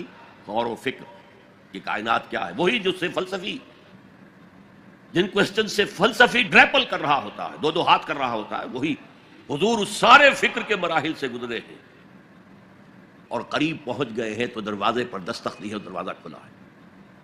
وَوَجَدَكَ ضَالًّا فَهَدَىٰ، پردے اٹھا دیے اور ہدایت دے دی. اچھا، یہ تو آپ کے سامنے تعلق جو ہے ایمان کا عقل و فطرت کے ساتھ میں سمجھتا ہوں کہ کسی نہ کسی درجے میں واضح ہو. اب میں آپ کو اس کا سنتھسس بتاتا ہوں. یہ عقل و فطرت جو ہے، اللہ کو پہچاننا کلیتاً فطرت پر مبنی ہے. انسان کی فطرت میں، اس کی روح میں اللہ کی معرفت، اللہ کی محبت موجود ہے. اس پر ظہور کے پردے پڑ گئے ہیں. تم ادھر متوجہ ہی نہیں ہوتے. تم نے کبھی اپنے قلب کی گہرائیوں میں اتر کر دیکھا ہی نہیں. تم تو باہر کی دنیا میں مگن ہو، مادی دنیا میں لگے ہوئے. کچھ تو بقول شاہ ولی اللہ وہ حیوانیت کی سطح پر آ جاتے ہیں بیچارے. صبح سے شام تک کی کمر توڑ دینے والی محنت کے بعد بھی ان کی بنیادی ضرورتیں زندگی کی پوری نہیں ہوتی. وہ کیا کسی سے لو لگائیں گے، کیا خدا کو یاد کریں گے. کاد الفقر ان یکون کفرا، یہ فقر اور احتیاج اور مفلسی تو انسان کو کفر تک پہنچا دیتا. حضور کی حدیث. تو تم ادھر متوجہ ہو، ہماری طرف متوجہ نہیں ہوتے. حضرت ابراہیم کا قول کیا تھا؟ انی وجہت وجہی للذی فطر السماوات والارض حنیفا وما انا من المشرکین. اور یہ نماز کا افتتاح بھی ہے. انی وجہت وجہی، میں نے اپنا رخ سیدھا کر لیا ہے اللہ کی طرف، حنیف یکسو ہو کر، دائیں بائیں کوئی میری توجہ نہیں جا رہی. یہ ہے در حقیقت اس عبادت کا تقاضا، جو کہ شکر کا لازمی نتیجہ. اب اس کا سنتھیسس دیکھیے. میں نے کہا کہ سب سے پہلے ایمان باللہ وہ کلیتاً فطرت پر ہے. اسی لیے کانٹ نے یہ ثابت کیا، ایک کریٹیک آف پیور ریزن، اس کی کتاب جس نے ہنگامہ پیدا کر دیا تھا پورے یورپ میں. اس وقت تک کرسچینٹی ڈومیننٹ تھی اور مذہب ایک اہم عنصر تھا انسانی زندگی کا. اس نے کہا اللہ کے وجود کے لیے جتنے منطقی دلیلیں دی گئی ہیں سب غلط ہیں، میں سب کو کاٹ کر دکھاتا ہوں. جیسے ہم کہتے ہیں لوہے کو لوہا کاٹتا ہے، منطق نے منطق کو کاٹ دیا. There is no logical reason to prove the existence of God. A critique of pure reason. میں نے کہا تھا پیور ریزن، عقل خالص جو فطرت سے رہنمائی نہیں لے رہی. وہ فلسفہ جو ہے اس کی منزل کیا ہے؟ ایگنوسٹسزم یا اسکیپٹسزم، لاعدریت یا ارتیابیت. پھر اس نے ایک کتاب لکھی بعد میں، کریٹیک آف پریکٹیکل ریزن. اس نے کہا کہ عملی طور پر انسان اخلاق حسنہ اختیار کر ہی نہیں سکتا جب تک کہ خدا کو نہ مانے. یہ نیسیسٹی ہے انسان کو کہ مانے. علامہ اقبال نے اس کو تسلیم کیا ہے، کانٹ کے اس دعوے کو. وہ ان کی کتاب ہے reconstruction of religious thought in Islam, کہ کوئی منطقی دلیل خدا کے وجود کو ثابت نہیں کر سکتی. متکلمین نے کوششیں کی ہیں لیکن دلیل کو کاٹ دیتی ہے، منطق کا توڑ کر دیتی ہے. وہ صرف قرآن نے لفظ آیت استعمال کیا جو میں نے بیان کیا تھا. اس کائنات میں ہر شے اللہ کی نشانی ہے. جیسے آپ کو اپنے کسی دوست کی دی ہوئی کوئی شے دیکھتے ہی دوست یاد آ جاتا ہے، ایسے ہی آفاق و انفس میں اللہ کی نشانیاں ہیں. تمہارے اندر بھی اللہ کی نشانیاں ہیں. ذرا توجہ تو کرو، آفاق کو دیکھو، کھول آنکھ، فلک دیکھ، زمین دیکھ، فضا دیکھ.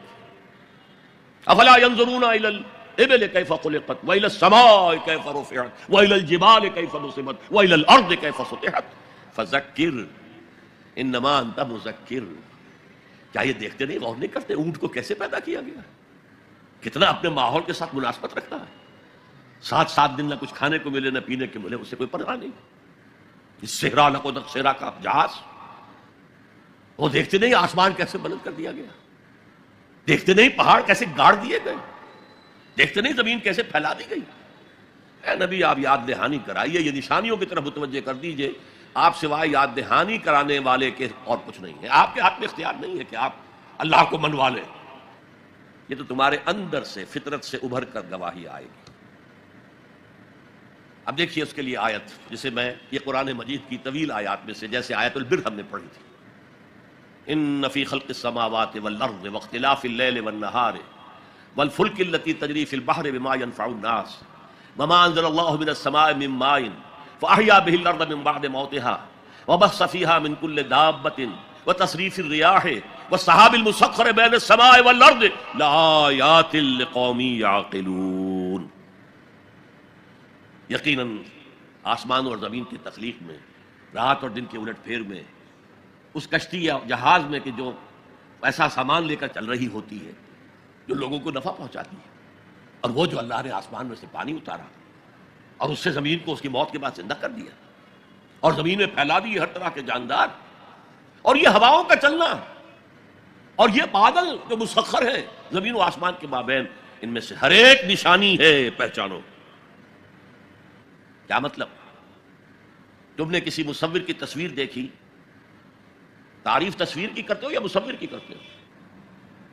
مصور کا کمال ہے، تصویر میں کیا ہے؟ ہاں وہ اپنے منہ سے بول رہی ہے، اپنی زبان حال سے اپنے بنانے اپنے مصور کی تعریف کر رہی ہے. تو کائنات کا ذرہ ذرہ اللہ تعالیٰ کی نشانیوں پر ہے. شیخ سعدی نے کہا، بڑا پیارا شعر ہے، برگ درختان سبز در نظر ہوشیار ہر ورق دفترست از معرفت کردگار. یہ جو سبز درختوں کے پتے ہیں، ایک نگاہ ہوشیار جو کہ ان کی حقیقت کو پہچان سکے، اس کے نزدیک ہر پتا معرفت کردگار کا ایک بہت بڑا دفتر ہے. اور آج ہمیں معلوم ہے ہر پتا ایک فیکٹری ہے، فوٹو سنتھسس کا عمل اس میں ہو رہا ہے، سورج کی انرجی کو جذب کیا جا رہا ہے. برگ درختان سبز در نظر ہوشیار ہر ورق دفترست از معرفت کردگار. وہ جو آیت میں نے آپ کو سنائی اسے میں نے نام دیا ہے آیت الآیات. اتنی آفاقی آیات کسی اور آیت میں جمع نہیں کی گئی جتنا بڑا گلدستہ گیا. ان فی خلق السماوات والارض واختلاف اللیل والنہار والفلک التی تجری فی البحر بما ينفع الناس وما انزل اللہ من السماء من ماء فاحیا به الارض بعد موتها وبث فیہا من کل دابۃ وتصریف الریاح والسحاب المسخر بین السماء والارض لآیات لقوم یعقلون. دوسری طرف تمہارے اندر بھی ہے، سنوریہم آیاتنا فی الآفاق وفی انفسہم. بے دل نے خوب کہا تھا، یہ چوٹی کے شعراء میں سے رہے ہندوستان کے، یہاں تک کہ غالب کو کہنا پڑا کہ طرز بے دل میں ریختہ لکھنا اسد اللہ خان قیامت ہے. آسان نہیں ہے طرز بے دل میں اردو میں شاعری کرنا، وہ فارسی کے شاعر تھے. ستمست گر ہوست کشد کے بسیر سرگ و سمندرا تجھے غنچہ کم نہ دمیدئی در دل کشا بچمندرا. کتنے ستم کی بات ہے. تمہاری خواہش آمادہ کرتی ہے کہ چلو چمن میں دیکھو، پھولوں کی بہار دیکھو، درختوں کی بہار دیکھو، گھاس کے اوپر چہل قدمی کرو. ارے تم خود ایک پھول سے زیادہ کھلے ہوئے ہو. کبھی اپنے دل کا دروازہ کھول کر اس میں داخل ہو کر اپنے حسن معنوی کا مشاہدہ کرو. ستمست گر ہوست کشد کہ بسیر سر و سمندرا تجھے غنچہ کم نہ دمیدئی. دمکتا ہوا غنچہ ہو تم خود، در دل کشا بچمندرا. آیات الہیہ اندر بھی موجود ہے. اچھا، ان آیات کے ذریعے سے اللہ کی پہچان ہو گئی، اللہ یاد آ گیا، تھا اندر موجود، اللہ کی علم اور معرفت موجود تھی، پردے آ گئے تھے، ظہور تھا. یا جیسے ایک جگہ کہا گیا کلا بل رانا علی قلوبہم، ان کے دلوں کے اوپر جو بھی بدکاریاں وہ کرتے رہے ہیں اس سے زنگ لگ گیا، حجابات آ گئے. شیخ علی حجویری رحمۃ اللہ علیہ، جنہیں داتا گنج بخش کہا جاتا ہے، اگرچہ یہ لفظ نہیں کہنا چاہیے، انہوں نے کتاب کا نام کیا رکھا؟ کشف المحجوب، جو پردے میں آیا ہوا ہے، اوٹ میں آیا ہوا ہے، اسے کھولنا۔ تم اوٹ میں ہو، تمہارے اندر موجود ہے اللہ کی معرفت، البتہ اس کا ایک نتیجہ یہ نکلنا چاہیے اب تمہارے لیے محبوب ترین ہستی اللہ ہو جائے۔ چنانچہ اسی اگلی آیت جو ہے اس پورے تصور کو، وَمِنَ النَّاسِ مَن يَتَّخِذُ مِن دُونِ اللَّهِ أَندَادًا يُحِبُّونَهُمْ كَحُبِّ اللَّهِ، لوگوں میں وہ بھی ہیں جو اللہ کے سوا کوئی مد مقابل گھڑ لیتے ہیں، پکڑ لیتے ہیں، اور ان سے وہ محبت کرنے لگتے ہیں جو اللہ سے کرنی چاہیے۔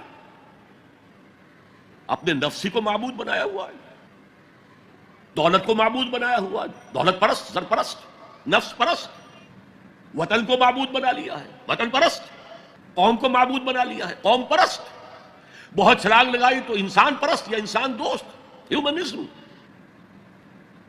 اور اس کو پوج رہے ہیں، اس کے لیے بھاگ دوڑ کر رہے ہیں۔ وَمِنَ النَّاسِ مَن يَتَّخِذُ مِن دُونِ اللَّهِ أَندَادًا يُحِبُّونَهُمْ كَحُبِّ اللَّهِ وَالَّذِينَ آمَنُوا أَشَدُّ حُبًّا لِلَّهِ، جو اللہ کو مان لیتے ہیں اور پہچان لیتے ہیں، ان کی شدید ترین محبت اللہ کے ساتھ ہوتی ہے۔ یہ پہلا ہے ایمانیات کے ضمن میں، فطرت کی بنیاد پر اللہ کا پہچاننا، عقل کی بنیاد پر پہچاننا، وہ ہر شے پر قادر ہے، ہر شے کا جاننے والا ہے، اس کی حکمت کامل ہے، اس کائنات کو دیکھو اور پہچانو، اس کی قوت میں کہیں کوئی کمی نظر آتی ہے،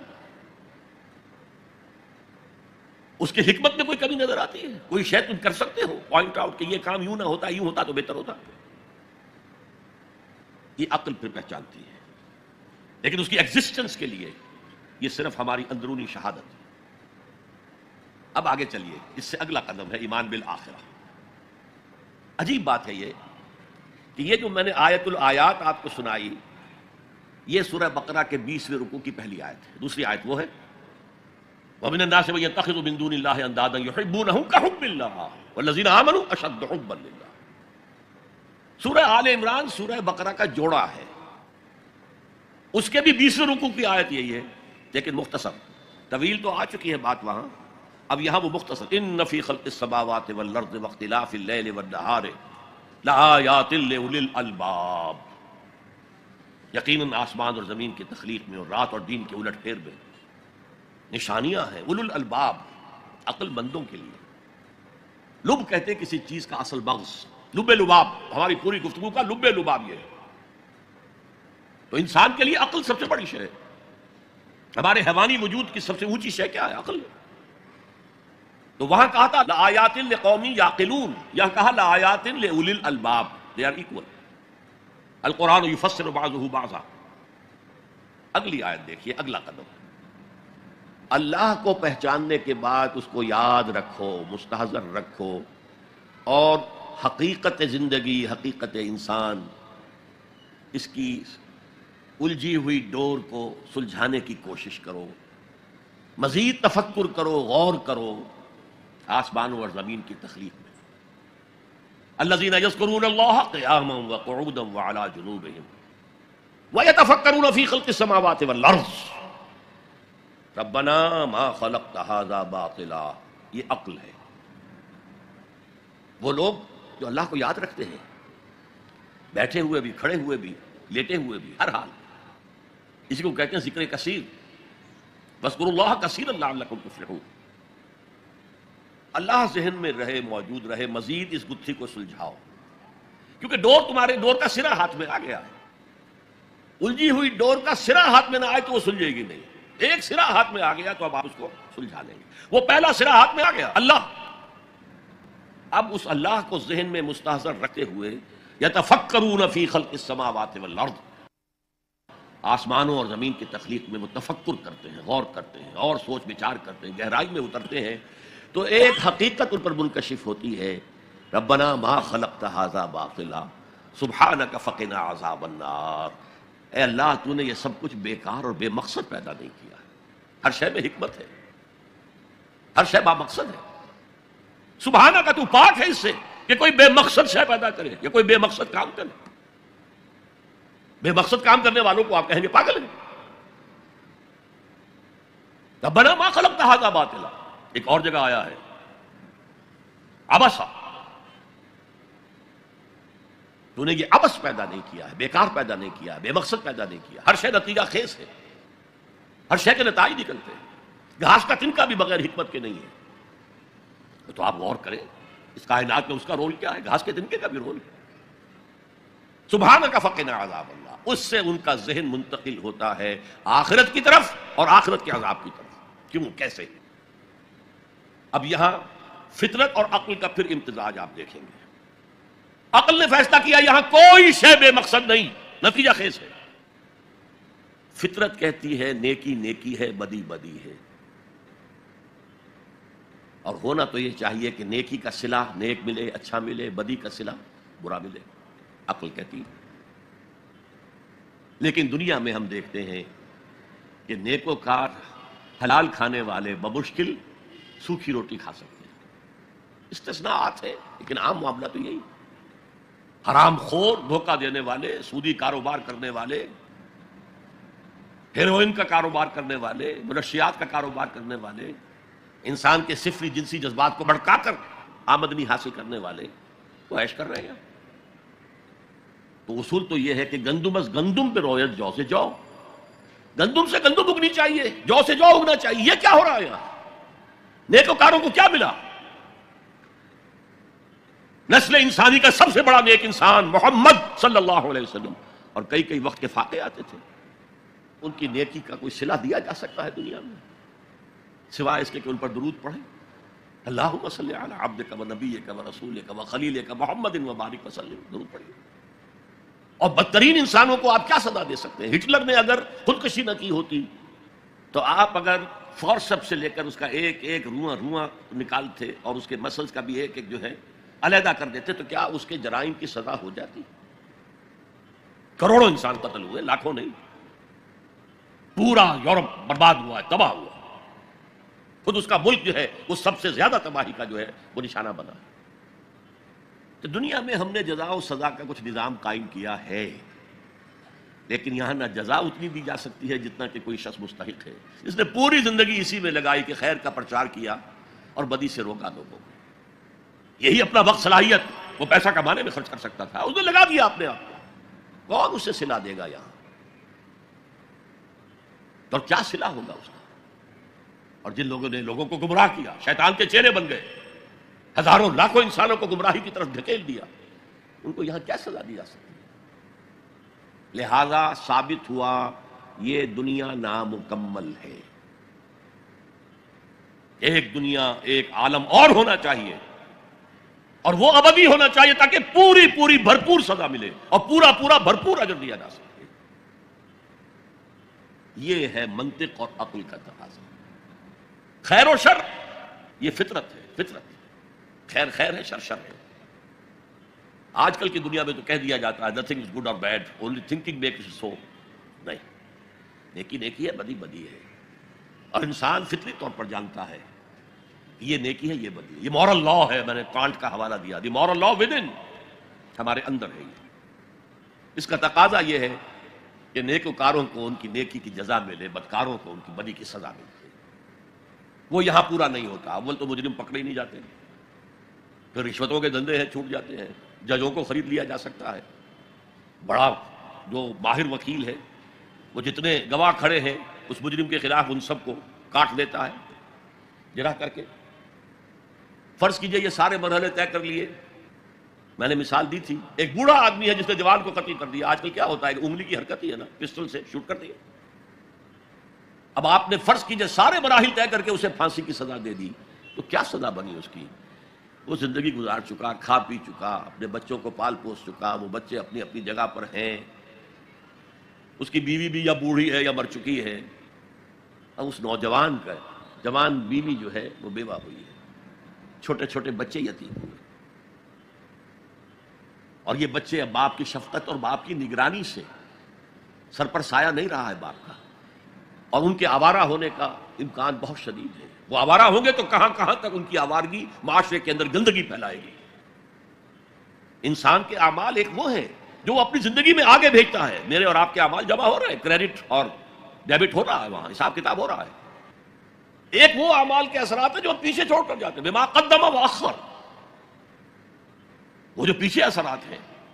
آج جو کوئی نماز پڑھ رہا ہے وہ حضور کے طفیل ہی پڑھ رہا ہے.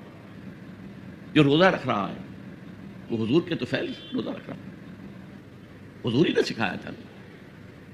اسی لیے کہتے ہیں اللہم صلی علی محمد بعدد من صلی وصام، بارک علی محمد بعدد من قام، سجدہ و قام کہہ لیجئے، رکع و قام کہہ لیجئے. اے اللہ محمد پر درود بھیج ان سب کی تعداد کے حساب سے جو نماز پڑھ رہے ہیں، روزہ رکھ رہے ہیں. اس لیے کہ وہ محنتیں مشقتیں 23 برس کی تھیں جن کا یہ نتیجہ نکل رہا ہے. تو یہ ہے ایمان باللہ سے ایمان بالآخرت تک فطرت اور عقل کی رہنمائی. الذین یذکرون اللہ قیاما وقعودا وعلی جنوبہم ویتفکرون فی خلق السماوات والارض ربنا ما خلقت هذا باطلا سبحانک فقنا عذاب النار ربنا انک من تدخل النار فقد اخزیتہ وما للظالمین من انصار.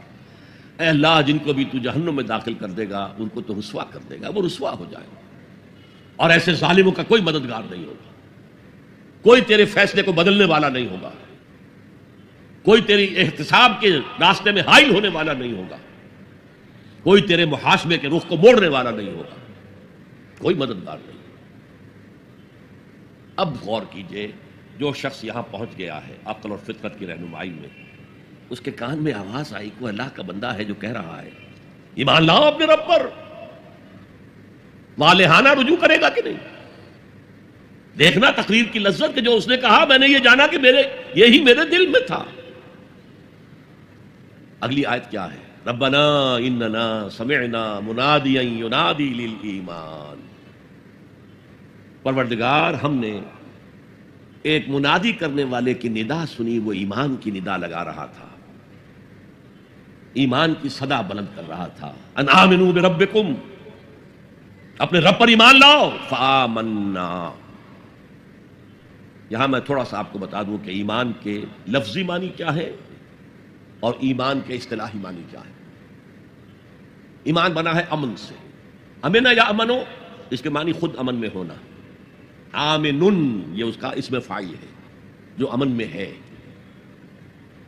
آمن یؤمنو یہ فعل متعدی ہے، کسی کو امن دینا، اور اس کا اسم فاعل ہے مومن، امن دینے والا. اور اللہ کا نام ہے المومن، وہ امن دینے والا ہے، دی پیس گیور، شانتی دینے والا ہے، اطمینان دینے والا ہے. اچھا، جیسے انگریزی میں ہے ورب کے بعد پروپوزیشن سے مفہوم بدلتا ہے، عربی میں بھی ہے، لیکن انگریزی اور عربی میں فرق یہ ہے کہ وہاں مفہوم اتنی دور چلا جاتا ہے کہ اس کا وہ اصل روٹ سے کوئی تعلق نہیں رہتا.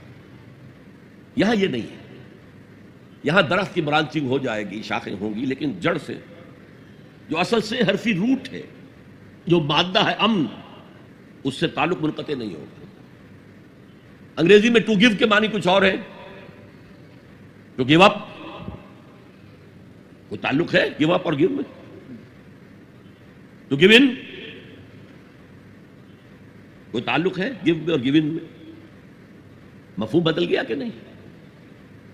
تو گیو اپ کسی چیز کو دے دینا، چھوڑ دینا، دفع کرنا، وہ جد و جہد تھی ترک کر دی، gave up, gave up. Gave in کسی کے سامنے سر جھکا دینا، اطاعت قبول کر لینا.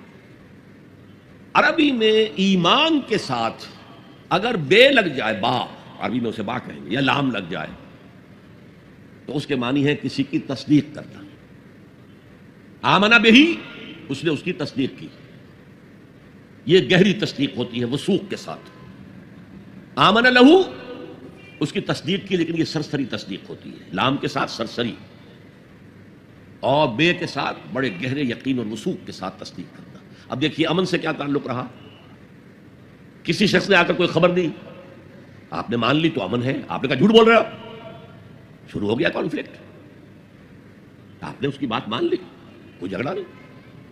کسی نے آ کر کوئی دعویٰ کیا، میں نے یہ کیا ہے، جھوٹ بولتے ہو، کچھ نہیں کیا تم نے، خام خواہ کو. لیکن اگر مان لے کہ ہاں تمہارا دعویٰ ٹھیک ہے، ہم قبول کرتے ہیں، تو امن ہے، امن دے دیا آپ نے اس کو. یہ تو لغوی بحث ہو گئی.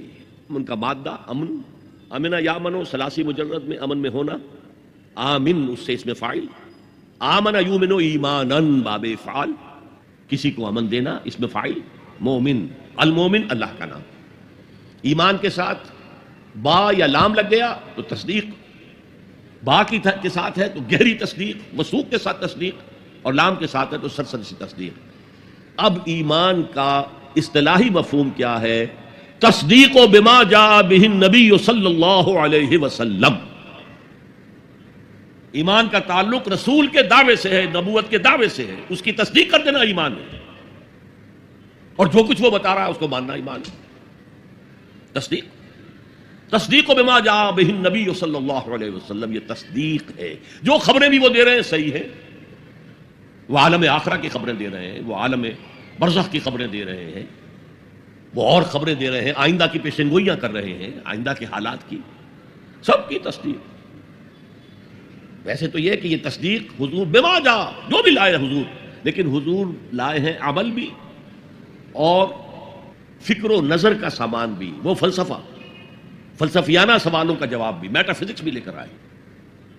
ایمان کا جو ہے اطلاق وہ صرف میٹا فزیکل جو تعلیم ہے اس پر ہوتا، اور وہ تمام نبیوں کی ایک ہی رہی ہے. اللہ پر ایمان، جو وقت کا رسول ہے اس پر ایمان، جو بھی کتاب ہے اس پر ایمان، آخرت کا ایمان، بعث بعد الموت کا ایمان.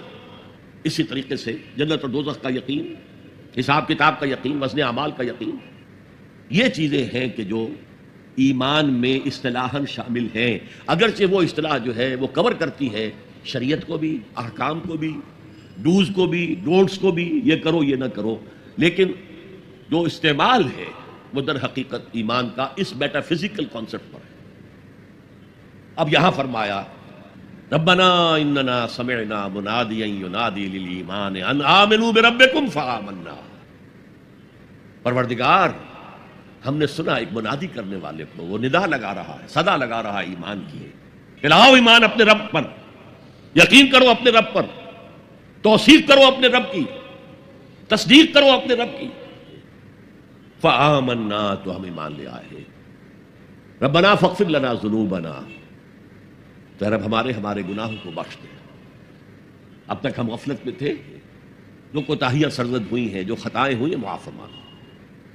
وکفر عنا سیئاتنا، ہمارے دامن کردار پر جو داغ اور دھبے ہیں انہیں دور کر دے، ہٹا دے، اور ہمارے نامہ اعمال پر جو دھبے لگے اے اللہ اسے دھو دے، ہمارے اعمال نامے کو پاک اور صاف کر دے. ربنا فاغفر لنا ذنوبنا وکفر عنا سیئاتنا وتوفنا مع الابرار. ہمیں وفات دی جو، یعنی موت تک ہم اس پر قائم رہے، اور جو تیرے ابرار بندے ہیں بہت نیک، ان کے ساتھ ہمیں وفات دی. ربنا فاغفر لنا ذنوبنا وكفر عنا سيئاتنا وتوفنا مع الابرار ربنا وآتنا ما وعدتنا على رسلك ولا تخزنا يوم القيامة. اور اے رب ہمارے، ہمیں وہ سب کچھ دیجو جس کا تو نے وعدہ کیا تھا ہمارے ساتھ اپنے رسولوں کے ذریعے. تمہیں جنت دیں گے، ان میں یہ نعمتیں ہوں گی، تمہیں اللہ کا دیدار نصیب ہوگا. جو آخری نعمت اہل جنت کو ملے گی وہ دیدار الہی ہے. یہ سب سے بڑی نعمت ہے، سب سے بڑی دولت ہے. آتنا ما وعدتنا علی رسلک ولا تخزنا یوم القیامہ. اے اللہ قیامت کے دن ہمیں رسوا نہ کیجیے. قرآن مجید میں آیا ہے حساب یسیر، آسان حساب. اللہم حاسبنا حسابا یسیرا، اے اللہ ہم سے آسان حساب لیجیے. اور وہ آسان حساب حضور نے فرمایا کیا ہوگا؟ بس مقدمے کی فائل پیش ہوگی، سرسری سا اللہ نگاہ ڈالیں گے اور بس فارغ جاؤ. تو اے پروردگار ہمیں دیجو وہ سب کچھ جس کا تو نے ہم سے وعدہ کیا اپنے رسولوں کی وساطت سے. ولا تخزنا یوم القیامہ انک لا تخلف المیعاد. یقیناً تو اپنے وعدے کی خلاف ورزی کرنے والا نہیں ہے. ہمیں اندیشہ ہے کہ ہم ان وعدوں کا مصداق بن سکیں گے کہ نہیں. تو اپنے وعدے کے خلاف کرنے والا نہیں ہے، لیکن یہ کہ ان وعدوں کا مصداق بننا، ان وعدوں کا مستحق قرار پانا جو ہے، ہمیں اگر شک ہے تو اس میں ہے. انک لا تخلف المیعاد، ہمیں کوئی اندیشہ نہیں ہے کہ تو اپنے وعدے سے پھر جائے. اب جو لوگ اس طریقے سے سلیم الفطرت سلیم العقل انسان، فطرت کے اشاروں اور عقل کی رہنمائی میں سفر کرتے ہوئے یہاں تک پہنچے، اور پھر نبی کی آواز پر انہوں نے لبیک کہا۔ ان کی سیرت و کردار کا نمونہ کیا ہے؟ یہ لوگ وہ نہیں ہو سکتے جو ایمان لانے کے بعد گھروں میں بیٹھ رہے ہیں، ان میں آگ بھر گئی ہے۔ اب وہ اللہ کے دین کے لیے، اس دعوت کو پھیلانے کے لیے تن من دھن لگا رہے ہیں۔ لہذا اس دعا کا جو جواب، یہ بڑی عظیم دعاؤں میں سے ہے، اور سورہ بقرہ اور سورہ آل عمران کے جوڑے ہونے کی ایک علامت یہ بھی ہے، جیسے دونوں کا آغاز الف لام میم سے ہوتا ہے، دونوں کے شروع میں قرآن کی عظمت کا بیان ہے، دونوں کے اختتام پر عظیم دعائیں ہیں۔ ربنا لا تؤاخذنا ان نسینا او اخطانا، بڑی لمبی دعا ہے۔ یہاں پر بھی یہ 3 آیتیں ہیں، لیکن فرمایا فاستجاب لهم ربهم، ان کے رب نے ان کی دعا قبول کر لی۔ انی لا اضیع عمل عامل منکم، کہ میں تم میں سے کسی عمل کرنے والے کے کسی عمل کو ضائع کرنے والا نہیں ہوں، من ذکر او انثی، چاہے وہ مرد ہو چاہے عورت ہو۔ یہاں یہ مساوات مرد و زن کا جو قرآنی نظریہ اس کو سمجھ لیجیے۔ بحیثیت یہ انسان دونوں برابر ہیں، شرف انسانیت میں برابر کے شریک ہیں، مرد اونچا نہیں، افضل نہیں، عورت نیچی نہیں، گھٹیا نہیں، اخلاقی میدان میں دونوں برابر ہیں۔ جو میں نے انگریزی کی نظم سنائی تھی، no mysteries here, no special boon for the high and not for the low, نہیں، charities that soothe and bless and heal are scattered over the main like flowers, برابر، روحانی ترقی میں برابر ہے، صدیقیت میں برابر ہے، صرف نبوت عورت کو نہیں ملتی، اس لیے کہ نبوت کا فرض ادا کرنا بہت کٹھن ہے، جو معاشرے کی طرف سے مشرکانہ اور کافرانہ ماحول کی طرف سے جو پھر پریشر آتا ہے، جو پرسیکیوشن ہوتی ہے، جو ٹارچر ہوتا ہے، عورتوں کے لیے اس کا برداشت کرنا آسان نہیں، لیکن پھر بھی صحابیات نے اس کی مثالیں قائم کی ہیں۔ تاہم نبوت کی ذمہ داری، بھاری ذمہ داری، جس کو خود اللہ نے فرمایا انا سنلقی علیک قولا ثقیلا، اے نبی ہم آپ پر ایک بہت بھاری بات ڈالنے والے ہیں، بہت بھاری۔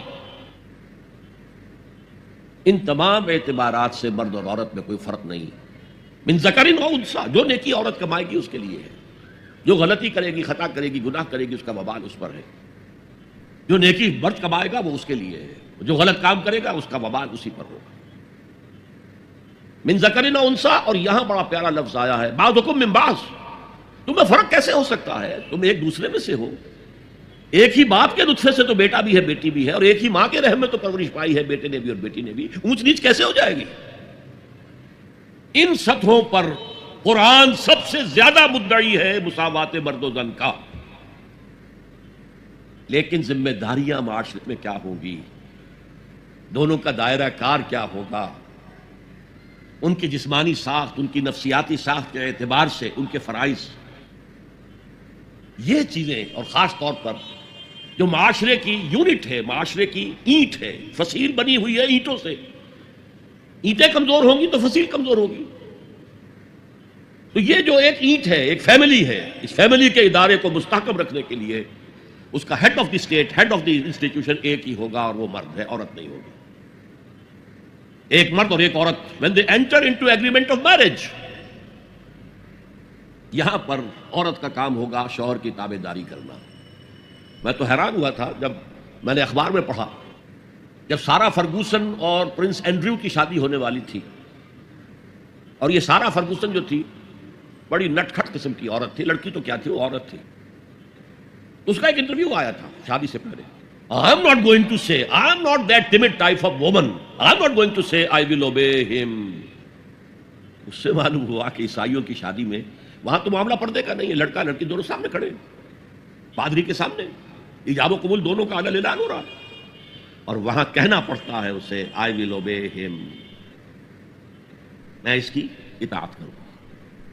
قرآن بھی کہتا ہے الرجال قوامون علی النساء، مرد حاکم ہیں عورتوں پر، فالصالحات قانتات، تو نیک عورتیں وہ ہیں جو اطاعت کرنے والی ہیں۔ بہرحال یہ بعضکم من بعض سے میں نے آپ کے سامنے رکھا کہ کوئی اونچ نیچ بنیادی نہیں ہے، وہ انتظامی اونچ نیچ ہے، تمام انسان برابر ہے، لیکن دفتر میں ایک آفیسر ہے، ایک چپڑاسی ہے، As human beings they are equal, as citizens of state they are equal. ایک ہی ووٹ افسر کا بھی ہے، ایک ہی ووٹ چپراسی کا بھی ہے، لیکن وہاں دفتر میں افسر افسر ہے، چپراسی چپراسی ہے۔ اچھا، اب آ رہا ہے وہ نقشہ ایک کردار کا، جو صدیقین کی صفت کے لوگ ہوتے ہیں، جو اس طرح والہانہ لبیک کہتے ہیں نبیوں کی دعوت پر، ان کا کردار کیا ہوتا ہے؟ فالذین ہاجروا واخرجوا من دیارہم وأوذوا فی سبیلی وقاتلوا وقتلوا لأکفرن عنہم سیئاتہم ولأدخلنہم جنات تجری من تحتہا الانہار ثوابا من عند اللہ واللہ عندہ حسن الثواب۔ تو میں تو کسی بھی عمل کرنے والے کے کسی چھوٹے سے چھوٹے عمل کو بھی ضائع کرنے والا نہیں۔ یہ تو ہم سورہ لقمان کے رکوع میں پڑھ چکے۔ کجا وہ لوگ جنہوں نے ہجرت کی اللہ کی راہ میں گھر بار چھوڑ کر اور اہل و عیال کو چھوڑ کر، مکے کے بھیڑیوں کے رحم و کرم پر چھوڑ کر اللہ کی راہ میں ہجرت۔ فالذین ہاجروا واخرجوا من دیارہم، یا زبردستی نکال باہر کیے گئے اپنے گھروں سے۔ وأوذوا فی سبیلی، جنہیں ایذائیں پہنچائی گئی ہیں میرے راستے میں، جو بیتی تھی بلال ابن رباح پر، جو بیتی تھی خباب بن الارت پر، جو بیتی تھی حضرت یاسر پر، حضرت سمیہ پر۔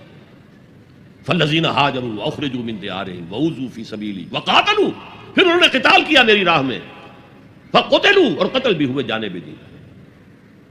لأکفرن عنہم سیئاتہم، میں لازماً، یہ نون مشدد فعل مضارع کے آخر میں، لأفعلن، اور شروع میں لام زبر کے ساتھ، میں یہ ضرور کروں گا۔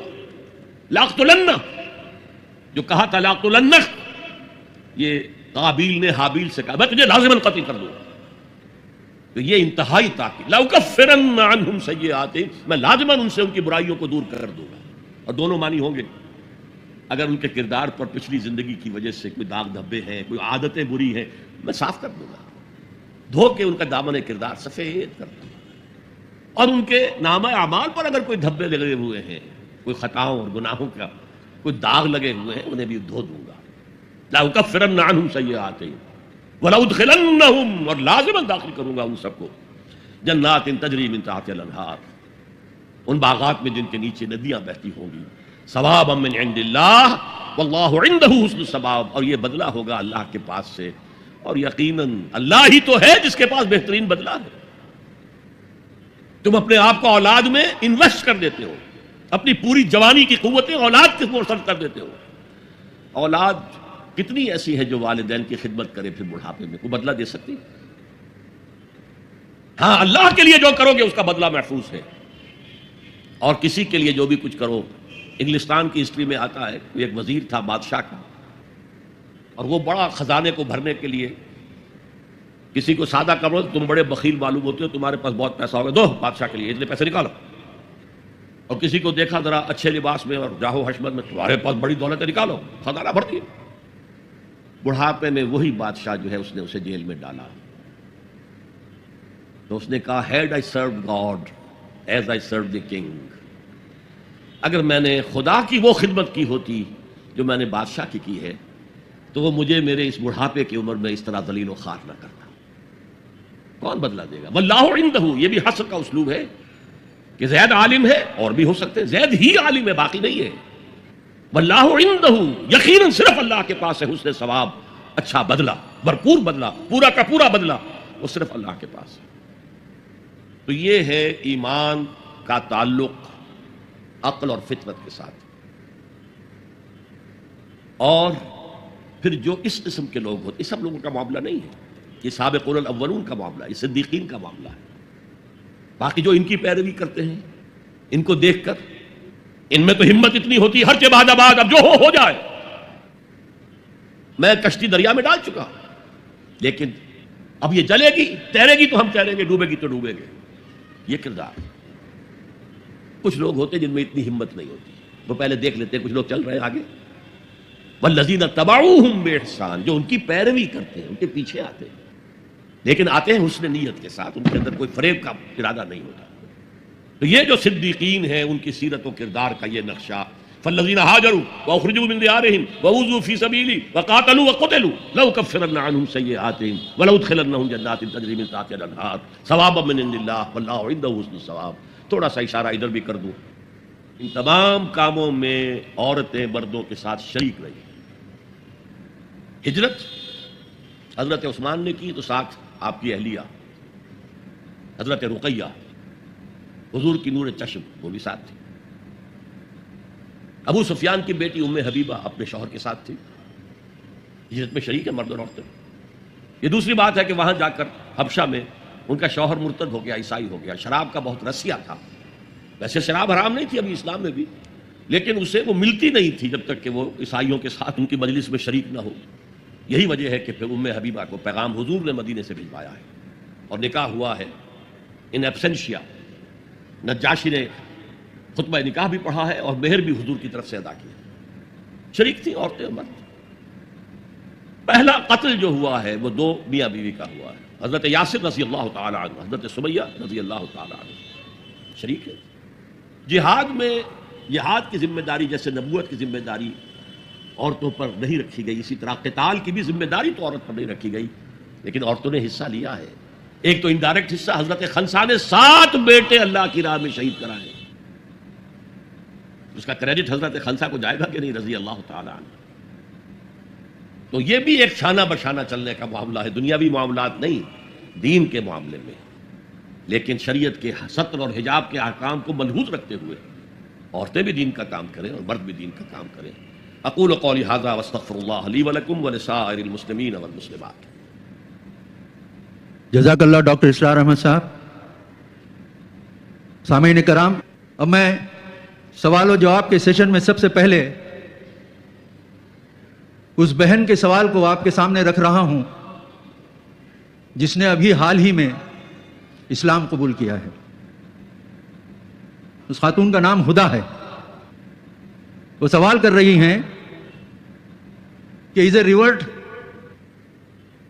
اور convert to Islam is responsible for her parents if they don't bring iman or they don't accept iman on giving them invitation to Islam. What should he or she do then? As I've already said during my discourse, you have to serve them, you have to support them, even if they don't accept iman. They are your parents, and you are indebted to them. انشکر لی ولوالدیک وإن جاہداک علی ان تشرک be ما لیس لک بہ علم فلا تطعہما وصاحبہما فی الدنیا معروفا۔ It has been discussed in detail. ایک ہمارے ہندو بھائی ہیں ہریش پانڈے، وہ کہتے ہیں as per the human nature we love pets, that is animals, specially dogs. I want to know what Islam says about keeping them and their trading. My Muslim friend says they cannot keep or trade in dogs. Actually, the details of Islamic law, I'm not an expert in that field. We can keep dogs, but they should remain outside the living quarter. They shouldn't enter your living portion of the house. As watch, they can be watching your house during the night, etc., etc.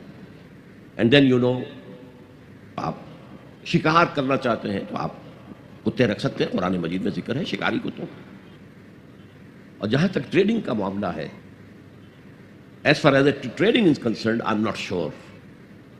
So I plead ignorance about that. ایک سوال ہے کہ Christian کا عقیدہ ہے کہ حضرت عیسیٰ اللہ کے بیٹے ہیں، تو پھر ان کے عقیدے کے مطابق وہ کون سی شخصیت ہے جو باپ ہے؟ نعوذ باللہ یہ بات قل ہو اللہ احد کی نفی کرتی ہے. یقیناً یہ بہت بڑا شرک ہے اللہ کے لیے کسی کو بیٹا یا بیٹی ماننا. مشرکین عرب جو ہیں وہ فرشتوں کو خدا کی بیٹیاں مانتے تھے اور انہی کے ناموں رکھ کر انہوں نے اپنی مورتیاں بنائی تھیں. لات، عزا، منات یہ سب مؤنث نام ہیں، خدا کی بیٹیاں. اور یہ معاملہ کرسچینٹی کے اندر اپنی انتہا کو پہنچا ہے. وہ کہتے ہیں صلبی بیٹا ہے اللہ کا. نعوذ باللہ من ذالک، نعوذ باللہ من ذالک، نعوذ باللہ من ذالک. میں نے اس کی نفی کی تھی کہ شرک بالذات جو بدترین شرک ہے، شرک فی الذات، اس کی یہ بدترین صورتیں ہیں اور یہ ناقابل معافی. باقی حضرت عیسیٰ کا کوئی باپ نہیں تھا، بن باپ کے پیدا ہوئے. ورجن میری ہم تسلیم کرتے ہیں، جیسے کہ عیسائیوں کا عقیدہ ہے کہ وہ بن باپ کے پیدا، ہم بھی مانتے ہیں. جیسے ان کا عقیدہ ہے کہ وہ زندہ آسمان پر اٹھائے گئے، ہم بھی مانتے ہیں. فرق کیا ہے؟ وہ سمجھتے ہیں کہ وہ سولی چڑھے، وہاں مرے، پھر دوبارہ زندہ ہوئے، پھر اٹھائے گئے. ہم کہتے ہیں نہیں، وہ سولی چڑھے ہی نہیں. وما قتلوہ وما صلبوہ ولکن شبہ لہم. ایک مشابہت پیدا کر دی گئی تھی ان کے لیے، ایک اور شخص کی شکل بنا دی گئی تھی حضرت عیسیٰ کی سی، اور وہ سولی چڑھا ہے. اور یہ انجیل برنباس جو ہے، جو ویسے عیسائی اسے کینونیکل تسلیم نہیں کرتے، مستند نہیں مانتے، اپوکریفل کہلاتے ہیں. انجیلیں اور ہیں، ان میں سے ایک ایونجیلیم برنباس کی انجیل ہے. اس میں یہ بات واضح کی گئی کہ حضرت عیسیٰ کے حواریوں میں سے جس نے غداری کی تھی اور مخبری کر کے پکڑوانے کی کوشش کی تھی، اس کی شکل بدل دی گئی تھی اور وہ سولی چڑھا ہے. باقی سیکنڈ کمنگ آف جیسس عیسائی بھی مانتے ہیں، ہم بھی مانتے ہیں. تو اس اعتبار سے حضرت مسیح کی شخصیت کے بارے میں، ان کے میریکلز ہم بھی مانتے ہیں، قرآن بھی تسلیم کرتا ہے. ہمارا ان کا بہت قرب ہے. لیکن خدا کا بیٹا ماننا یہ بدترین شرک ہے، اور سولی پر چڑھ جانا ان کا، یہ ہم کسی صورت تسلیم نہیں کر سکتے. اللہ کا کوئی رسول کبھی قتل نہیں کیا جا سکا، اور نہ اس کا امکان ہی نہیں تھا. نبی قتل کیے گئے، رسول نہیں. اب وہ سوال پیدا ہو جائے گا نبی اور رسول میں فرق کیا ہے، لیکن وہ اس وقت میں اس سے بحث نہیں کروں گا. ایک خاتون کا سوال ہے، صدف صدیقی، جزاک اللہ خیر. آپ سے یہ سوال ہے کہ اگر والدین ضعیف و کمزور ہوں اور ہمیں اپنے شوہر کا حکم ماننا چاہیے یا اپنے والدین کی خدمت کرنی چاہیے؟ جیسا کہ آپ نے کہا تھا کہ شوہر کا حکم نہ ماننے والی عورت کے لیے طلاق کا راستہ کھلا ہے، ایسے حالات میں ہمیں کیا کرنا بہتر ہے؟ دیکھیے، اپنے شوہر سے کوئی بات منوا لینا پرسویشن کے ذریعے سے، اپیل کے ذریعے سے، دلیل کے ذریعے سے، یہ کوئی ناممکنات میں سے نہیں ہے. اس میں بغاوت کا عنصر نہ ہو، اس میں کوئی بہت زیادہ جو ہے ڈس رسپیکٹ شوہر کے لیے نہ آ رہی ہو، تو آپ شوہر سے بات منوا سکتی ہیں. کوشش کریں، جد و جہد کریں. خاص طور پر اگر آپ ہی ہیں، صرف ایک بیٹی ہی ہے اور کوئی بیٹا ہے ہی نہیں، کوئی بیٹی اور ہے نہیں، تو میں یہ سمجھتا ہوں کہ کوئی سلیم الفطرت انسان نہیں روکے گا اپنی بیوی کو کہ وہ اپنے والدین کی خدمت کرے. البتہ اگر معاملہ اس انتہا تک آ جائے کہ وہ سختی کے ساتھ روکے اور حکم دے، تو پھر راستہ کھلا ہے کہ ٹھیک ہے، آپ کا راستہ اور ہے، میرا اور ہے. والدین کا حق ہے اور وہ میں ادا کروں. بدقسمتی سے ہمارے معاشرے میں طلاق کو بے انتہا برا چیز سمجھ لیا گیا ہے. یہ ہم پر عیسائیت کا بھی اثر ہے، ہندو مت کا بھی اثر ہے. اور طلاق مطلقہ عورت کے بھی دوسرے نکاح کا کوئی سوال ہی نہیں. اگر کوئی مطلقہ عورت یا بیوہ عورت نکاح ثانی کرتی ہے تو اس پر بھی فقرے چش کیے جاتے ہیں، اس سے رہا نہیں گیا، یہ بیٹھ نہیں سکی وغیرہ وغیرہ. اس لیے عورتیں عام طور پر اس سے بچتی ہیں. ہمیں جو اسلامی اسپرٹ ہے اس کو رکھنا چاہیے. انکحوا الایام منکم، بیواؤں کا نکاح کرو، تو یہ فرض ہے، لازم ہے. عرب ممالک میں آج بھی کوئی بھی رکاوٹ نہیں ہوتی. اور قرآن مجید میں بھی ایک جگہ پر سورہ نساء میں کہا گیا ہے کہ اگر تمہارا معاملہ آپس میں نہیں نپٹا تو ٹھیک ہے، علیحدہ ہو جاؤ، کوشش کرو حتی الامکان کے نباہ ہوتا رہے. لیکن اگر کسی وجہ سے مزاج نہیں مل رہے، ہر وقت کی کھٹپٹ ہے، اور کوئی جو ہے میڈیشن، حکم من اہلہ و حکم من اہلہا، ایک حکم اس کے بیوی کے رشتہ داروں میں سے، ایک حکم جو ہے شوہر کے رشتہ داروں میں سے، وہ بیٹھ کر کسی طرح معاملہ سلجھائیں، نہیں سلجھتا تو علیحدہ ہو جاؤ. اللہ تعالیٰ دونوں کے لیے کوئی بہتر شکل پیدا کر دے گا. گویا کہ ایک طرح کی پرسویشن ہے کہ بدے نہ رہو زبردستی، چاہے نہ تمہارے مابین محبت ہے، نہ موافقت ہے مزاج کی، ہر وقت کی کل ہے، ہر وقت کا جھگڑا ہے، ہر وقت کی جو ہے وہ میں تو ہو رہی ہے، تو اولاد پر بھی منفی اثر پڑ رہا ہے، ان کا کردار جو ہے وہ منفی قسم کا بنے گا. اس سے بہتر ہے طلاق. سید احمد اقبال سائنٹسٹ ہیں، یہ کہتے ہیں کہ بعض دفعہ عقل کی رہنمائی بلکہ گمراہی فطرت کے خلاف ہوتی ہے، اور بلا شبہ اس سے ایمان میں خلل پڑتا ہے اور شیطان وسوسوں میں ڈال دیتا ہے. تو ایسی صورتحال میں کیا رخ اختیار کرنا چاہیے؟ ایک شعر بھی انہوں نے کہا ہے پرویز شاہدی صاحب کا، وہ کہتے ہیں کہ جنوں کی رہبری میں عقل منزل تک پہنچتی ہے، وہ شہرت پا نہیں سکتا جو رسوا ہو نہیں سکتا. جنوں کی رہبری جو ہے یہاں پر میرے نزدیک اچھے الفاظ نہیں ہیں. عشق، جو میں نے کہا عربی میں، قرآن میں، حدیث میں لفظ عشق نہیں آیا. فارسی شاعری میں عشق ہے. شاد باد عشق خوش سودائے ماں، تو یہ اللہ کی محبت جو میں نے آیت سنائی آپ کو، والذین آمنوا اشد حبا للہ، یہ محبت خداوندی ہے جو منزل تک پہنچائے گی. گزر جا عقل سے آگے کہ یہ نور چراغ راہ ہے، منزل نہیں ہے. بہت پیاری تمثیل ہے، یہ راستہ تو دکھاتی ہے، ادھر پوائنٹ کر دیتی ہے کہ ادھر ہے، لیکن یہ منزل تک پہنچا نہیں سکتی. تو اس اعتبار سے لیکن جو مسلمان ہے اس کے لیے تو پھر معیار ہو گیا ہے کتاب و سنت. اس کسوٹی پر ہر چیز کو پرکھیے. اگر اس کے خلاف کوئی بات ذہن میں آ رہی ہے تو اسے وسوسہ شیطانی سمجھیے، لاہور پڑھیے، اس کو جھٹک دیجیے، اسے زبان پر بھی نہ لائیے. اس لیے کہ جب تک وسوسے کو آپ زبان پر لا کر بیان نہیں کرتے کوئی گرفت نہیں ہے. اس لیے کہ شیطان کو یہ اختیار اللہ نے دے رکھا ہے. الذی یوسوس فی صدور الناس، وسوسہ اندازی وہ کرتا ہے، لیکن یہ کہ آپ اس کے وسوسے کو قبول کرتے یا نہیں کرتے یہ آپ کا اختیار ہے. تو اس اعتبار سے وہ عقل جو فطرت سے آزاد ہو گئی ہو وہ در حقیقت گمراہی کی طرف تو لے کر جائے گی. میں نے تو آپ کو بتایا ہے کہ اگر فطرت کی رہنمائی نہیں ہے تو عقل جو ہے، جو فلسفہ خالص ہے، عقل خالص، وہ تو اسکیپٹسزم اور ایگنوسٹسزم یہ اس کی فطری منزل ہے، لاجیکل. وہ لازم ایگنوسٹسزم یا اور ارتیابیت کے تک جا کر اس کا واسطہ پڑ جائے گا. عرفان صاحب ہیں، آپ کا سوال ہے، آپ نے کہا والدین کافر مشرک ہیں تو ان کے لیے دعا کرو، کیا ان کے مر جانے کے بعد بھی ان کے لیے دعا کی جا سکتی ہے؟ نہیں، میں نے یہ نہیں کہا کہ اگر والدین کافر اور مشرک ہے تو ان کے لیے دعا کرو. دعا کی اجازت نہیں ہے. ان کی خدمت دنیا میں کرو، دنیا میں ان کی ضرورتیں اگر ہیں تو وہ پوری کرو، ان کی خدمت کرو. یہ تو ہے صاحبہما فی الدنیا معروفا، دنیا میں ان کے ساتھ بھلے طریقے پر رہو، معروف انداز میں رہو، لیکن ان کے لیے مغفرت کی دعا آپ نہیں کر سکتے. تو ابھی زندہ ہیں ان کے لیے ہدایت کی دعا کیجیے، اللہم اہدہما، اے اللہ ان دونوں کو ہدایت دے، اس کی دعا کیجیے. لیکن یہ کہ ان کے لیے مغفرت کی دعا آپ نہیں مانگ سکتے. محمد فاروق عثمان صاحب پیشے سے ملازمت کرتے ہیں. آپ نے فرمایا کہ لقمان ایک ایسے شخص کی مثال ہے جس تک کوئی شریعت نہیں پہنچی، پھر نماز قائم رکھنے کی وصیت کیسے فرمائی؟ یہ تو میں اپنے خطاب میں بیان کر چکا ہوں کہ نماز سے مراد آپ اپنی نماز نہ سمجھیے. اللہ کو پہچان لیا، اس کی توحید کو پہچان لیا. اب اللہ کو ایک دفعہ پہچان لینا، مان لینا کافی نہیں ہے، اس کے ساتھ ایک مسلسل ذہنی اور قلبی تعلق قائم رکھنا ضروری ہے، جس کو ہم ذکر کہتے ہیں. اس ذکر کی کوئی شکل نماز، جیسے کہ یہودیوں میں نماز کی کوئی اور شکل تھی، شریعتوں کے اندر بھی نماز کی مختلف شکلیں رہی ہیں. انہوں نے کوئی اور نماز جو بھی اپنے طور پر اختیار کی ہوگی اللہ سے مکالمے کے لیے، مخاطبے کے لیے اور دعا کے لیے. اس لیے کہ آپ دیکھتے ہیں کہ نماز جو ہے اس کا سب سے بڑا حصہ جو سورہ فاتحہ ہے وہ دعا ہی تو ہے. پہلے اللہ کی حمد و ثنا ہے، اور حضور نے فرمایا ہے جب اللہ سے دعا کرو تو پہلے اس کی حمد و ثنا کرو، پھر مجھ پر درود بھیجو، پھر جو گزارش ہے وہ پیش کرو. تو اس اعتبار سے کوئی نظام ان کا ہوگا، وہ اپنا تجویز کرنا ہوگا کہ لا لگانے کے لیے اس طریقے سے اس نماز کو قائم رکھا جائے. باقی میں نے تو سارے دلائل دے دیے آپ کے سامنے.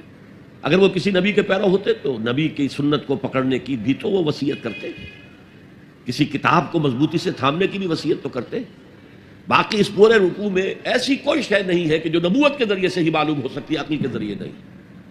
صرف یہ کہ جزا و سزا ہوگا، اعمال ضائع نہیں ہوگے. کیا ہوگا جنت میں، کیا ہوگا دوزخ میں، کیا ہوگا حشر کے دن، کیا ہوگا، یہ تو حضور نے بتایا تو ہمیں معلوم ہے نا. تو یہ ذہن میں رکھیں. عبد الرحمن قاضی صاحب ہیں، وہ پوچھ رہے ہیں کہ سگی ماں کا حق تو سمجھ میں آتا ہے، مگر سوتیلی ماں کا کیا حق ہے ہم پر؟ برائے کرم قرآن کی روشنی میں سمجھائیں. سوتیلی ماں بھی ماں کے حق میں ہے. یہ ضرور ہے کہ فرق تو رہے گا فطری طور پر، لیکن ماں ہے وہ، اور اس کے ساتھ بھی حسن سلوک ہونا چاہیے. کوئی اسٹوڈنٹ ہیں جنہوں نے اپنا نام نہیں بتایا، کہتے ہیں کہ زمین پر اکڑ کر چلنے سے کیا مراد ہے؟ دینوی اور دنیاوی مثال سے رہبری فرمائیں. اکڑ کا چلنا کون نہیں جانتا؟ گردن اٹھا کر، اس کے آپ سورہ بنی اسرائیل میں کہتے ہیں کتنی ہی گردن اٹھا لو تم اوپر، اور کتنا ہی اوپر ترا چڑھا لو، ہمارے پہاڑوں کے برابر تو نہیں ہو سکتے. مختلف طریقوں سے ان کو اس پہ ناپسندیدگی کا اظہار کیا. تکبر جو ہے، ظاہر بات ہے اکڑ کر چلنے والا متکبر ہے. اور تکبر وہ شے ہے کہ فرمایا حضور نے صلی اللہ علیہ وسلم لن يدخل الجنت من کان فی قلبہ مثقال حبۃ من کبر. جنت میں وہ شخص داخل نہیں ہو سکے گا جس کے دل میں ایک دانے کے برابر بھی ہم وزن بھی کبر ہے. اللہ فرماتا ہے کبر و ردائی، یہ تو میری چادر ہے، یہ لباس مجھے راست آتا ہے، یہ جامہ تکبر کا. اس لیے کہ اللہ کا نام ہے المتکبر، الملک القدوس السلام المومن المہیمن العزیز الجبار المتکبر. حالانکہ انسان کے لیے متکبر ہونا بہت بڑی برائی ہے، لیکن یہ جامع اللہ کو زیب دیتا ہے، انسان کو نہیں۔ تواضع ہونی چاہیے۔ جیسے شیخ سعدی کہتے ہیں کہ درخت پہ جب پھل آ جاتا ہے تو شاخیں جھک جاتی ہیں، اسی طرح اگر اللہ نے تمہیں کوئی نیکیوں کی توفیق دی ہے یا علم حاصل کرنے کی توفیق دی ہے تو تمہیں جھک جانا چاہیے، لوگوں کے سامنے تواضع کے ساتھ پیش آنا چاہیے، نہ یہ کہ ان سے نفرت کرو، ان کی تحقیر کرو اور اپنے آپ کو کوئی بڑی شے سمجھو۔ مشتاق احمد صاحب ملازمت پیشہ ہیں، آپ کا سوال ہے کہ شرک کو چھوڑ کر میری ذات سے دانستہ یا غیر دانستہ لغزشیں ہوتی رہتی ہیں جس کا براہ راست فوری اثر میری روزی روٹی پر ہوتا ہے۔ توبہ کرتا ہوں، نادم ہوتا ہوں، ضمیر بھی ملامت کرتا ہے، لیکن پھر گناہ کی کشش شجر ممنوعہ کو چھوڑے بغیر نہیں رہ سکتی۔ کیا انسان اس حد تک کمزور ہے؟ تدارک کیا کرنا چاہیے؟ تدارک کیا ہوگا؟ دیکھیے، تدارک تو یہ ہے کہ اپنے ایمان کو اور گہرا کیجئے، اور گہرا کیجئے، اور گہرا کیجئے، جس کا منبع اور سرچشمہ قرآن ہے۔ قرآن پڑھیں اور قرآن کو اول تو کوشش کریں، اگر آپ کی عمر ابھی ایسی ہے کہ آپ سیکھ سکتے ہیں تو عربی زبان سیکھیں اور قرآن کو اپنی آنکھ سے پڑھیں، ترجمے سے نہیں۔ ترجمہ سیکنڈ ہینڈ نالج ہے، ترجمہ جب آپ پڑھ رہے ہوتے ہیں تو مترجم کی آنکھ سے قرآن پڑھ رہے ہوتے ہیں، اپنی آنکھ سے نہیں، تو وہ سیکنڈ ہینڈ نالج ہے۔ وہ نالج دے سکتا ہے، انسپائر نہیں کر سکتا، ترجمہ کبھی انسپائر نہیں کرتا۔ تو ایمان جو پیدا ہوتا ہے وہ قرآن کو سمجھ کر پڑھنے سے ہے، اس ایمان کی کمزوری کی وجہ سے ایسا ہو جاتا۔ اچھا یہ بھی ہے کہ بعض طبائع جیسے کوئی جسمانی طور پر بہت قوی ہے، بعض جو کمزور ہیں پیدا ہی لاغر ہوتے ہیں اور پھر ساری عمر لاغر رہتے ہیں۔ ایسے ہی اندر سے انسان کے اندر جو قوت ارادی ہے وہ بھی بعض کی مضبوط ہوتی ہے، جو فیصلہ کر لیا ڈٹ گئے، بعض کی قوت ارادی اتنی مضبوط نہیں ہوتی۔ مثلا بعض لوگ سگریٹ چھوڑنا چاہتے نہیں چھوڑ سکتے، 8 مہینے 10 مہینے، پھر اس کے بعد جو ہے وہ دوبارہ عود کر گئی۔ تو یہ وہ ان کی جو ول پاور ہے، اسٹرینتھ آف ڈٹرمینیشن، وہ کم ہے۔ تو اللہ نے ان کے لیے بھی فرمایا ہے توابون خطاؤون کل بنی آدم خطاؤون، اور خیر الخطائین توابون، تمام انسان انتہائی خطا کار ہیں، ان خطا کاروں میں وہ ہیں جو توبہ بہت کرتے ہیں۔ اور ایسی حدیثیں موجود ہیں کہ جس وقت آپ نے توبہ کی، ایک دفعہ اس عمل کو چھوڑنا لازم ہے، اس وقت یہ ارادہ ہونا چاہیے کہ اب دوبارہ نہیں کروں گا، اس وقت دل کے اندر جو ہے پشیمانی ہونی چاہیے۔ اور اگر وہ حقوق و لباد کا گناہ ہے تو یا تو جس کا پیسہ مارا ہے اس سے معافی حاصل کریں یا کمپنسیٹ کریں، اس لیے کہ حقوق و لباد کے جو معاملات ہیں وہ اللہ معاف نہیں کرے گا، اپنے حقوق کو معاف کرنے میں وہ بہت سخی ہے۔ اس کے بعد آپ کچھ عرصے کے بعد پھر گناہ ہو گیا، پھر توبہ کریں، پھر گناہ ہو جائے پھر توبہ کریں، جڑے رہیں اللہ کے ساتھ۔ میں اس کی مثال دیا کرتا ہوں، کسی بچے کو ماں مار رہی ہے، وہ بچہ ماں ہی سے لپٹ رہا ہے، کسی طریقے سے اللہ سے لپٹے رہو اور سمجھو کہ ہاں یہ مجھ سے گناہ ہو رہا ہے، پھر دوبارہ، تو اس لیے کوئی حرج نہیں ہے۔ اگر آپ کی قوت ارادی کمزور ہے تو اللہ تعالیٰ جو ہے آپ کی جو بھی قوت اس نے آپ پہ رکھی ہے، آپ کے جینز میں کوئی کمزوری ہے تو میں بیان کر چکا ہوں کہ جو شاکلہ انسان کا ہے، قل کل یعمل علی شاکلتہ، یہ وہ جینز کے ذریعے سے بنتا ہے اور ماحول کی وجہ سے بنتا ہے، لہذا اس کے اندر ہی آپ عمل کر سکتے ہیں۔ تو اللہ تعالیٰ جانتا ہے اور ہر ایک سے وہ اس کی وسعت کے مطابق حساب لے گا، لا یکلف اللہ نفسا الا وسعها۔ کیا کہا یا لکھا جائے لقمان علیہ السلام، لقمان رضی اللہ عنہ، لقمان رحمۃ اللہ، لقمان علیہ الرحمہ، لقمان صاحب؟ میرا یہ خیال ہے کہ لقمان رحمۃ اللہ علیہ، اس لیے کہ رضی اللہ تعالی عنہ یہ صرف صحابہ کے لیے مختص ہے، علیہ السلام صرف انبیاء کے لیے مختص ہے، صلی اللہ علیہ وسلم صرف حضور کے لیے، کسی دوسرے نبی کے لیے بھی نہیں۔ حالانکہ اللہ کہتا ہے هو الذی یصلی علیکم وملائکتہ، تم پر بھی اہل ایمان اللہ تعالیٰ صلاۃ بھیجتا ہے، لیکن نہیں، ہم نہیں کہہ سکتے کسی کو۔ تو میرا بھی طرز عمل یہی ہے، یہ جو ہے اس کے اندر حفظ مراتب جو ہے، اگر حفظ مراتب نہ کنی زندگی تو یہ مراتب کا جو ہے اس کے درمیان فرق کا محفوظ رکھنا ضروری ہے۔ محمد فاروق عثمان پیشے سے ملازمت کرتے ہیں، آپ نے فرمایا کہ حضور صلی اللہ علیہ وسلم یقین کی تلاش میں تھے اور وہ غار حرا میں اسی کی تلاش میں گئے تھے۔ آپ نے یہ بھی فرمایا کہ نبی پیدائشی نبی ہوتا ہے، تو کیا نبوت بغیر یقین کے بھی ہو سکتی ہے؟ نبی جو پیدائشی نبی ہوتا ہے وہ پوٹینشل ایمان ہے جو اس کے اندر اس وقت ہے، اور روح نبی جو ہے وہ تو اس وقت بھی نبوت سے متصف ہے۔ لیکن اس ایمان کا ظہور پھر ہوتا ہے تو ہم کہتے ہیں کہ وحی کا آغاز ہوا تو اس نبوت کا ظہور ہو گیا، اس سے پہلے وہ نبوت چھپی ہوئی تھی. اور یہ قرآن مجید میں سورہ شورى کی لاسٹ بٹ 1 آیت ہے.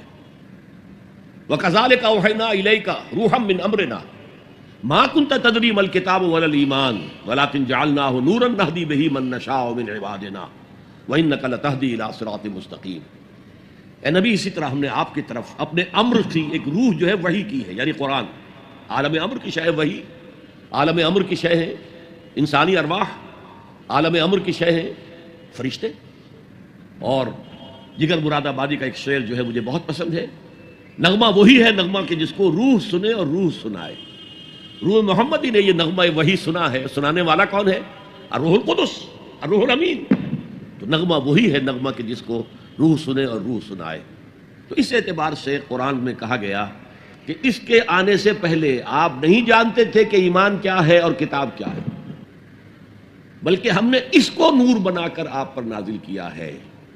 قرآن کے نور سے پھر وہ ایمان اور کتاب شریعت کا علم آپ کو حاصل ہوا، اور اب آپ تمام دنیا کی ہدایت کا ذریعہ بن جائیں گے. تو یہ اس میں علماء کہتے ہیں کہ علم جو تھا وہاں پر وہ کلی جو ہے ایمان نہیں تھا، اصولی ایمان موجود تھا، تفصیلی ایمان موجود نہیں تھا حضور کے. میں اسے کہتا ہوں پوٹینشل ایمان تھا. اس پوٹینشل ایمان کو ایکچوئل ایمان جو ہے وہ قرآن نے آ کے بنایا. منا سوریا وہ کہتے ہیں کہ کیا اسلام عورتوں کو مسجد میں جا کر نماز پڑھنے کی اجازت دیتا ہے؟ اجازت تو یقیناً کوئی شخص بھی منسوخ نہیں کر سکتا، وہ حضور کی طرف سے اجازت تھی. لیکن یہ ہے کہ یہ حدیثیں موجود ہیں کہ عورت کی نماز اپنے گھر میں افضل ہے مسجد کی نماز سے. عورت کی گھر میں نماز افضل ہے، گھر کے صحن سے بہتر ہے دالان میں، دالان سے بہتر ہے کمرے میں، کمرے سے بہتر ہے اس کی کوٹڑی میں جو سائیڈ میں کوئی ہو. اس لیے کہ عورت اسلام کے نزدیک مستور ہے، مستورات ہم کہتے ہیں، چھپا کر رکھی جانے والی چیز ہے. تو یہ تعلیمات تو ہے، لیکن یہ کہ کوئی پابندی، کوئی اس کی حرمت جو ہے وہ میرے نزدیک ثابت نہیں ہے. ایک راجیش ہیں کمپیوٹر انجینئر، وہ کہتے ہیں میرے والد کو آج کئی سال ہوئے اسلام قبول کیے ہوئے، مگر وہ گھر کا بالکل خیال نہیں رکھتے. میری بہن شادی کی عمر تک پہنچ گئی ہے، کیا اسلام یہی ہے کہ اسلام قبول کر لینے کے باوجود گھر والوں کو بھول جائیں؟ یعنی گھر والوں نے ان کے ساتھ اسلام قبول نہیں کیا ہے، وہ اپنے ہندو مذہب پر قائم ہیں. میرے نزدیک اس صورت میں بھی انہیں اپنی اولاد کی ذمہ داریاں ادا کرنی چاہیے. وہ غلط کر رہے ہیں اگر ان معاملات میں اپنی کوتاہی برت رہے ہیں. شمس الدین صاحب تجارت کرتے ہیں، ان کا سوال ہے، عرض یہ ہے کہ عمومی طور پر بیوی اور ماں یعنی ساس بہو میں تکرار ہوتی رہتی ہے. ایسی حالت میں لڑکا بڑی مشکل میں پڑ جاتا ہے. ایسی حالت میں ان دونوں کے درمیان میں لڑکا کس طرح دونوں کے حقوق ادا کریں؟ جواب دیں، مہربانی ہوگی. اصل میں بے شمار سچویشنز ہوتی ہیں مختلف، کوئی ایک بات نہیں ہوتی ہے. اس لیے اس الجھن کا کوئی ایک حل نہیں دیا جا سکتا. حتی الامکان انسان اپنی کوشش جاری رکھے کہ نہ بیوی کے حقوق جو ہیں وہ ضائع ہوں اور نہ والدہ کے حقوق ضائع ہوں. اس میں میرے نزدیک سب سے زیادہ اہم بات وہ ہے جو میں نے اپنے تقریر کے دوران کہی، والدین کو ٹائم دیا جائے، ماں کے پاس بیٹھا جائے، ماں کی باتیں سنی جائیں. یہ جو ایک محبت کی پیاس پیدا ہو جاتی ہے وہ ہے در حقیقت کے جو فساد کی جڑ ہے. اگر جیسا کہ میں نے کہا تھا بوڑھے والدین کو محض دیکھنا، محبت بھری نگاہ سے دیکھنا، یہ بھی عبادت ہے. تو یہ کمی ہماری طرف سے ہو جاتی ہے. ہماری ساری توجہ جو ہے وہ اپنی بیوی، اپنی اولاد پر مرکوز ہو جاتی ہے. والدین کو ہم اگنور کر دیتے ہیں، بس کھانا پینا ان کا ہے، چل رہا ہے، بس ٹھیک ہے، اور کیا ہے. لیکن نہیں، وہ پیاس جو آج مغرب میں والدین بوڑھے اولڈ ہاؤسز میں لے جا کے ڈال دیا. ٹھیک ہے، یہ فریج بھرا ہوا ہے، کھایا کرو، پیا کرو، یہ ٹیلی ویژن لگا ہوا دیکھا کرو. ہماری شکلیں نظر نہیں آئیں گی. ترستے رہتے ہیں اپنی اولاد کو دیکھنے کے لیے. اب سے کچھ پہلے تک تو کم سے کم یہ تھا، کرسمس کے لیے منتظر رہتے تھے، کرسمس پر تم کو آ جائے گا نا بیٹا بیٹی، کوئی شکل دکھا جائے گا. اب تو کرسمس پر بھی نہیں آتے. باقی اپنے ساتھ گھر میں رکھنا، توبہ توبہ، اس کا تو سوال ہی پیدا نہیں ہوتا. ہماری فریڈم کے اندر خامخواہ رکاوٹ ڈالتے ہیں. اس میں جو سخت پیاس ہے وہاں کی بوڑھے لوگوں کے اندر، اس کا آپ اندازہ نہیں کر سکتے. اسی کے ساتھ اس جلسے کے اختتام کا اعلان کیا جاتا ہے. سبحانک و بحمدک نستغفرک و نتوب الیک.